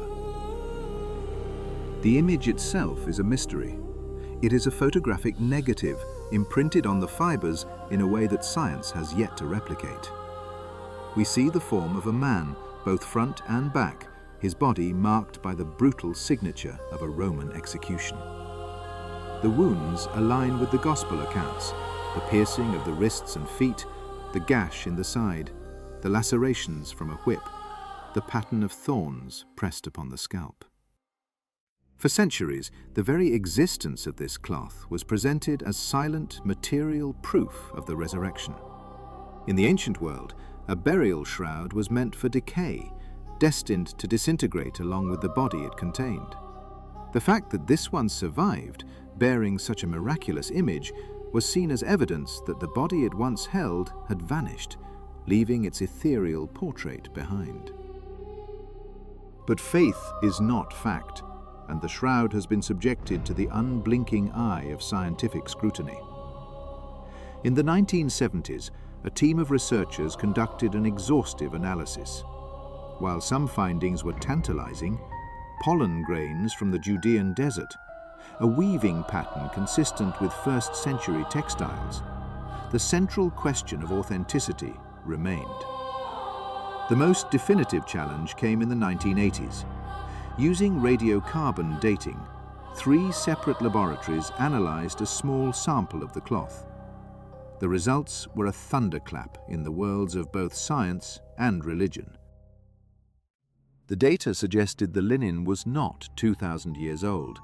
Instead, it was dated to a period between the 13th and 14th centuries, precisely when the shroud first appeared in European history. The verdict seemed clear. It was a masterpiece of medieval forgery. Further analysis seemed to support this conclusion, identifying fragments of pigment, iron oxide and vermilion, suggesting the stains that appeared to be blood were, in fact, the work of a clever artist. To the skeptic, the case was closed. The idea of a delicate burial cloth surviving the ravages of 2 millennia, only to be discovered in perfect, legible condition, seemed too improbable, too convenient. And yet, the debate rages on, a testament to the enduring power of an image that refuses to fully yield its secrets. While one artifact invites a battle between faith and forensic science, another discovery, buried for millennia in the desert dust, would rewrite our understanding of the scriptures themselves. Between the years 1946 and 1956, in a series of caves honeycombing the cliffs above the Dead Sea, a Bedouin shepherd stumbled upon an archaeological treasure of unimaginable significance. Inside clay jars, sealed for nearly 2,000 years, were brittle fragments of ancient scrolls. Over the next decade, an entire library would be unearthed. More than 850 manuscripts, now known to the world as the Dead Sea Scrolls. The contents were a revelation. Written primarily in Hebrew, with some in Aramaic and Greek, they represented the oldest known surviving copies of the Hebrew Bible. Their antiquity was staggering, with scholars dating their creation to a period between 250 BC and 70 AD. This was the literature of the Second Temple period, the very world that Jesus and his disciples inhabited. Here were scrolls of Isaiah, Psalms, and Deuteronomy, texts that were already ancient when Christ walked the earth. What is remarkable about these scrolls is not that they reveal a radically different story, but that they confirm the one we already know. They demonstrate with stunning accuracy that the biblical texts passed down through generations of scribes have remained remarkably faithful to the versions read by communities 2 millennia ago. While some scrolls detail the specific rules and beliefs of a devout Jewish sect living at Qumran, the vast majority affirm the integrity of the Old Testament canon. They are a textual anchor, a direct line to a distant past. Thus, we are left with 2 echoes from antiquity. One is a singular, enigmatic image that demands a leap of faith, an object that science largely consigns to the realm of human artistry. The other is a vast collection of words, a library from the dust that validates the core of a textual tradition. One is a portrait of a man, the other, the foundational library of a faith. Both challenge us to confront the past not as a settled story, but as a living presence, preserved by chance and conviction in the fragile fibers of linen and parchment. In the world of grand illusion, some performers master the simple sleight of hand, producing a rabbit from an empty hat. But for William Leonard Hunt, a Canadian acrobat and tightrope walker known to the world as the Great Farini, the trick up his sleeve was of an entirely different magnitude. This is where things get really interesting. What you're about to hear might explain why this was never meant to be discovered. In the year 1885, he pulled not a fleeting wonder from his cuff, but a mystery that would ignite a century of debate and obsession. Farini claimed that while traversing the desolate, sun-scorched expanse of the Kalahari Desert, he had stumbled upon the ruins of a colossal ancient city. It was, he insisted, the work of a sophisticated civilization utterly unknown to history. In his own words, the sensational discovery was a vast line of stonework resembling, quote, the Great Wall of China after an earthquake had shattered it. He spoke of grand arches, of paved roads, and of a symmetry that defied any natural explanation. One might assume that such a claim would send archaeologists scrambling into the desert, that the promise of a lost world would galvanize the scientific community, but one would be mistaken. For the remainder of his life, until his death in 1929, Farini's lost city remained little more than a showman's tale. The world, it seemed, was not yet ready to listen. Only after his passing did the Lealaharis' unforgiving interior. By the 1960s, more than 20 separate, well-funded expeditions had ventured into the sands, each one chasing the ghost of Farini's story, and each one returned with nothing but dust and disappointment. The stone remnants were nowhere to be found. The question then became unavoidable. Was the entire affair a brazen hoax? Had the circus artist, a man who lived for the roar of the crowd, simply manufactured a myth to secure his place in the headlines? Perhaps. But there is another, more subtle possibility. In the 1960s, the historian A.J. Clement undertook a different kind of expedition, one through archives and maps, meticulously reconstructing Farini's original route. Clement's research led him to a compelling theory, that Farini had not lied, but had simply been mistaken. Near Riem Vasmak, on the border of modern-day South Africa and Namibia, stand colossal formations of dolerite rock. These egg hills, as they are sometimes known, are purely natural phenomena, igneous rock sculpted by millennia of erosion into shapes that are hauntingly, uncannily architectural. From a distance, to an untrained eye weary from the desert sun, they could easily be mistaken for the cyclopean ruins of a forgotten empire. Farini may have found his city after all. It was just a city built not by human hands, but by the slow, indifferent artistry of time itself. Yet not all mysteries are born in the vast emptiness of a desert. Some lie buried beneath our very feet, compacted by centuries of life and forgotten in the dark. In 2019, in the heart of London, archaeologists uncovered a square pit with a layered and peculiar history. In the 14th century, it began its life as a cesspit, a humble repository for human waste. Generations later, it was repurposed, transformed into a fashionable cellar. Yet its designers, in a strange nod to its origins, left a privy within its walls. As researchers sifted through the centuries of accumulated earth, they unearthed not only the biological echoes of medieval Londoners, but a trove of priceless artifacts. There was a gilded ring, once a flash of wealth on a long-dead hand, an iron spur, a silent testament to the age of the horse, a fork, a rare marker of evolving social graces, and then there was something else. A single ceramic tile bearing the image of a grotesque monster. The creature depicted is a chimera of unsettling design. It possesses a human head, yet its body tapers into an elaborate Tayo name in any bestiary. Experts remain completely baffled. They have no conception of who or what this strange, silent monster was meant to represent. It is an orphan of forgotten folklore, a small, terrifying enigma rescued from the filth.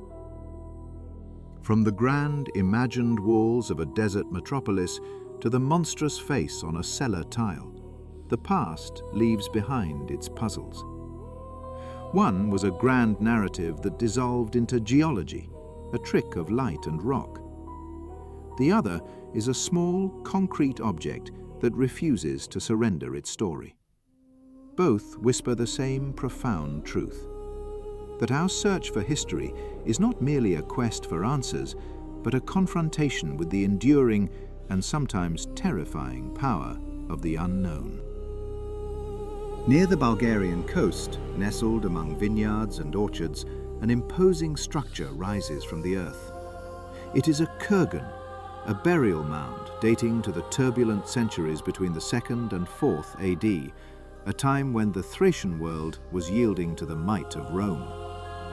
At its heart lies a vast circular chamber, a space that soars 5.5 meters into the air, its diameter spanning an impressive 11.5 meters, all anchored by a massive, hollow central column.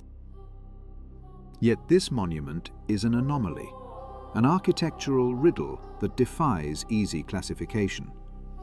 Its construction deviates sharply from every other known Thracian tomb in the region. There is no trace of the hewn blocks typical of Thracian funerary art.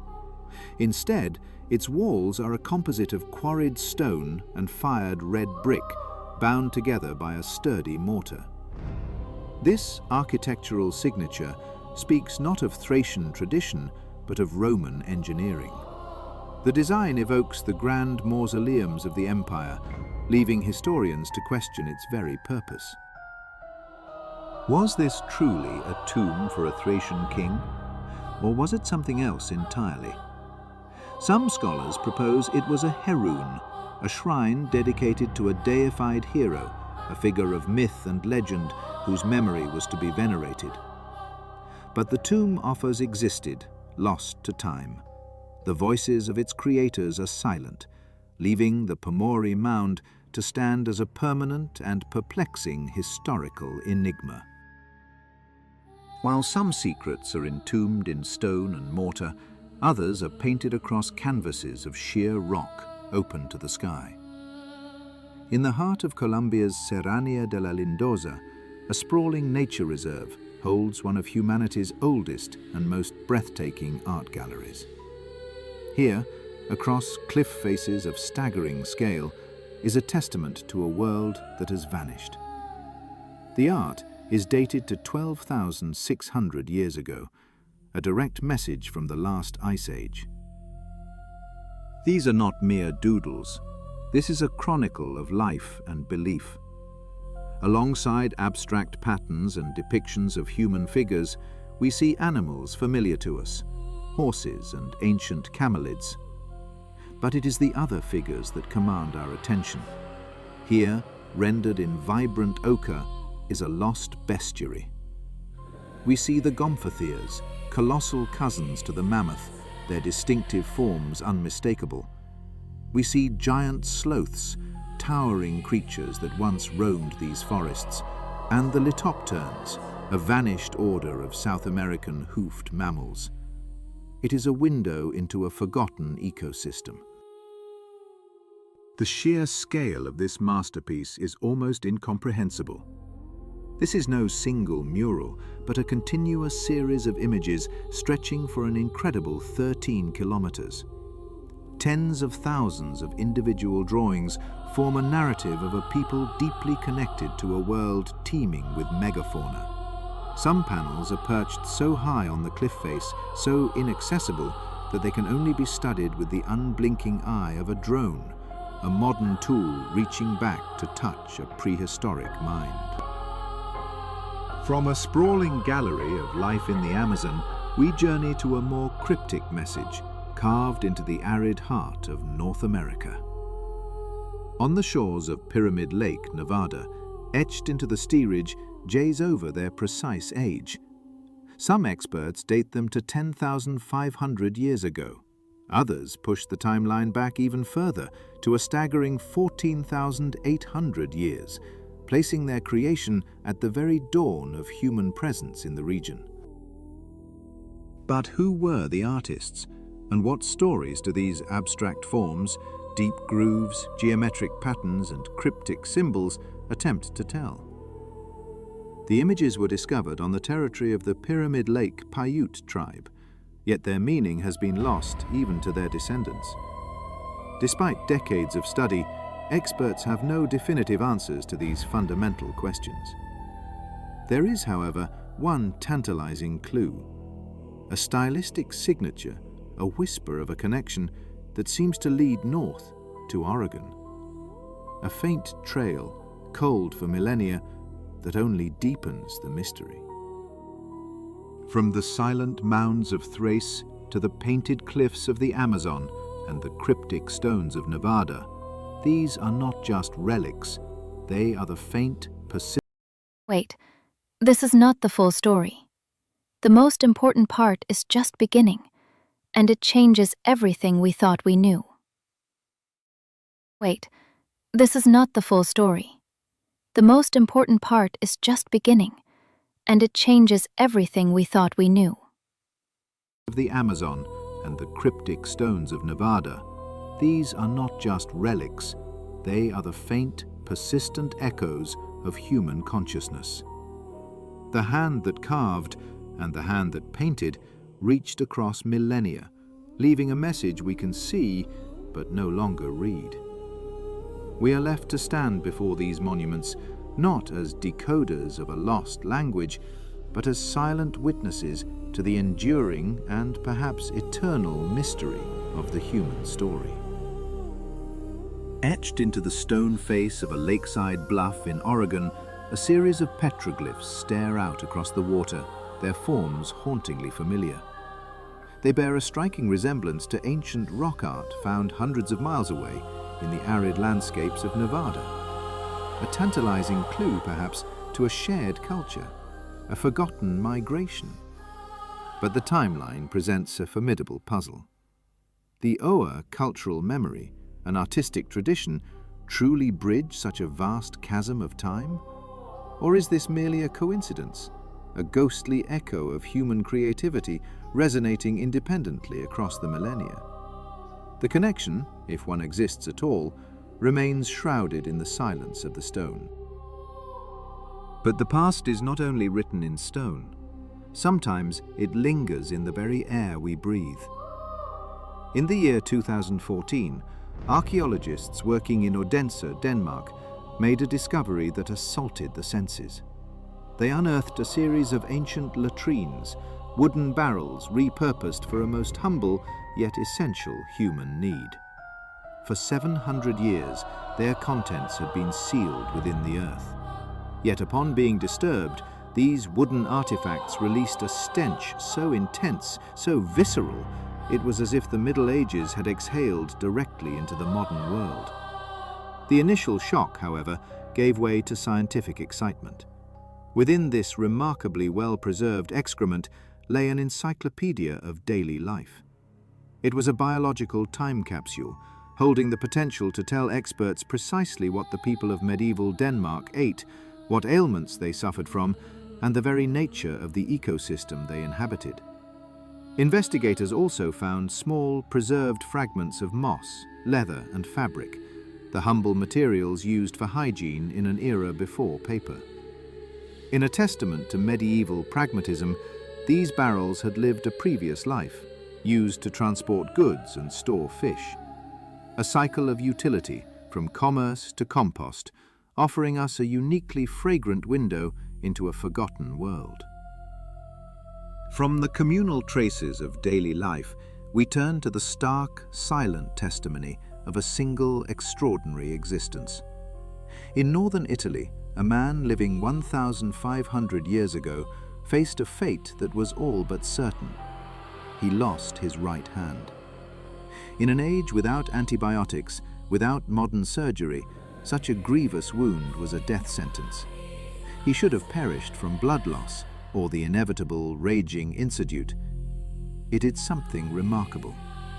He replaced the body part he had lost with a tool of lethal intent, a long, sharp knife affixed to his stump with a harness of leather straps. He defied his fate, transforming himself into a figure of both awe and terror. Today, his skeleton rests in a Lombard necropolis, a silent testament to human resilience. He is surrounded by the remains of 200 others, and, in a final enigmatic gesture, the bones of a headless horse, a long-forgotten sacrifice to unknown gods. While one man forged a new limb from iron, entire communities were reshaping the very earth beneath their feet. In the 15th century, an Iron Age farming society in northern Tanzania looked upon an arid landscape and envisioned an oasis. Here, at a site now known as Engaruka, they engineered a sprawling, interconnected network of villages that would become home to several thousand people. Their genius was written in water and stone. They constructed an ingenious system of irrigation, including a canal built of stone blocks.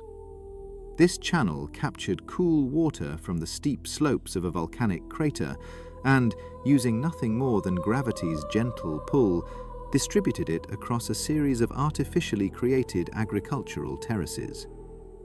The people of Engaruka implemented sophisticated measures to combat soil erosion and enhance the fertility of their fields, creating a sustainable paradise in a challenging land. Yet their legacy is one of profound mystery. We do not know who these master engineers were, how they developed their complex agricultural system, or, most puzzlingly of all, why they abandoned their thriving settlement sometime before the 18th century, leaving their stone-lined waterways to fall silent. Yet even when the ruins are not lost, when they stand as colossal monuments before the world, their deepest secrets can remain unseen. Angkor Wat, the stone leviathan of Cambodia, is one of the most intensely studied archaeological sites on the planet. It is a cosmological map, a house of gods, a wonder carved from the jungle. For centuries, we believed our eyes could grasp its scale, that we had walked its every corridor and mapped its every boundary. But the human eye is not always enough.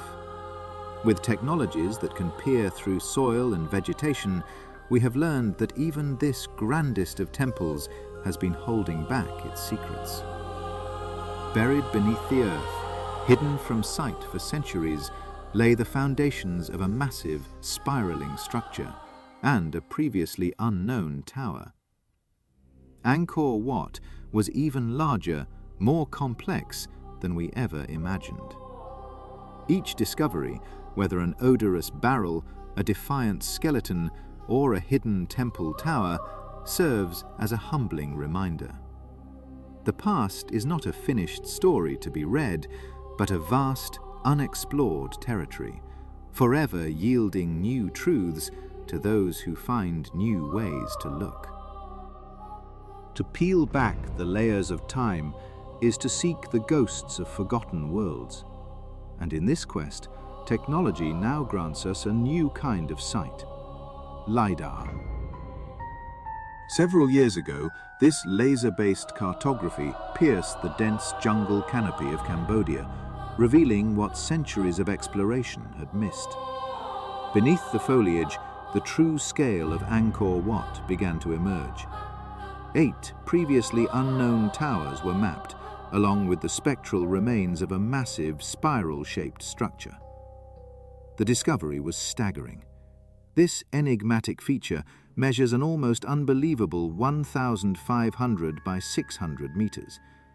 Yet, with no known parallel anywhere in the ancient world, its purpose remains a profound mystery, an architectural question locked in the earth.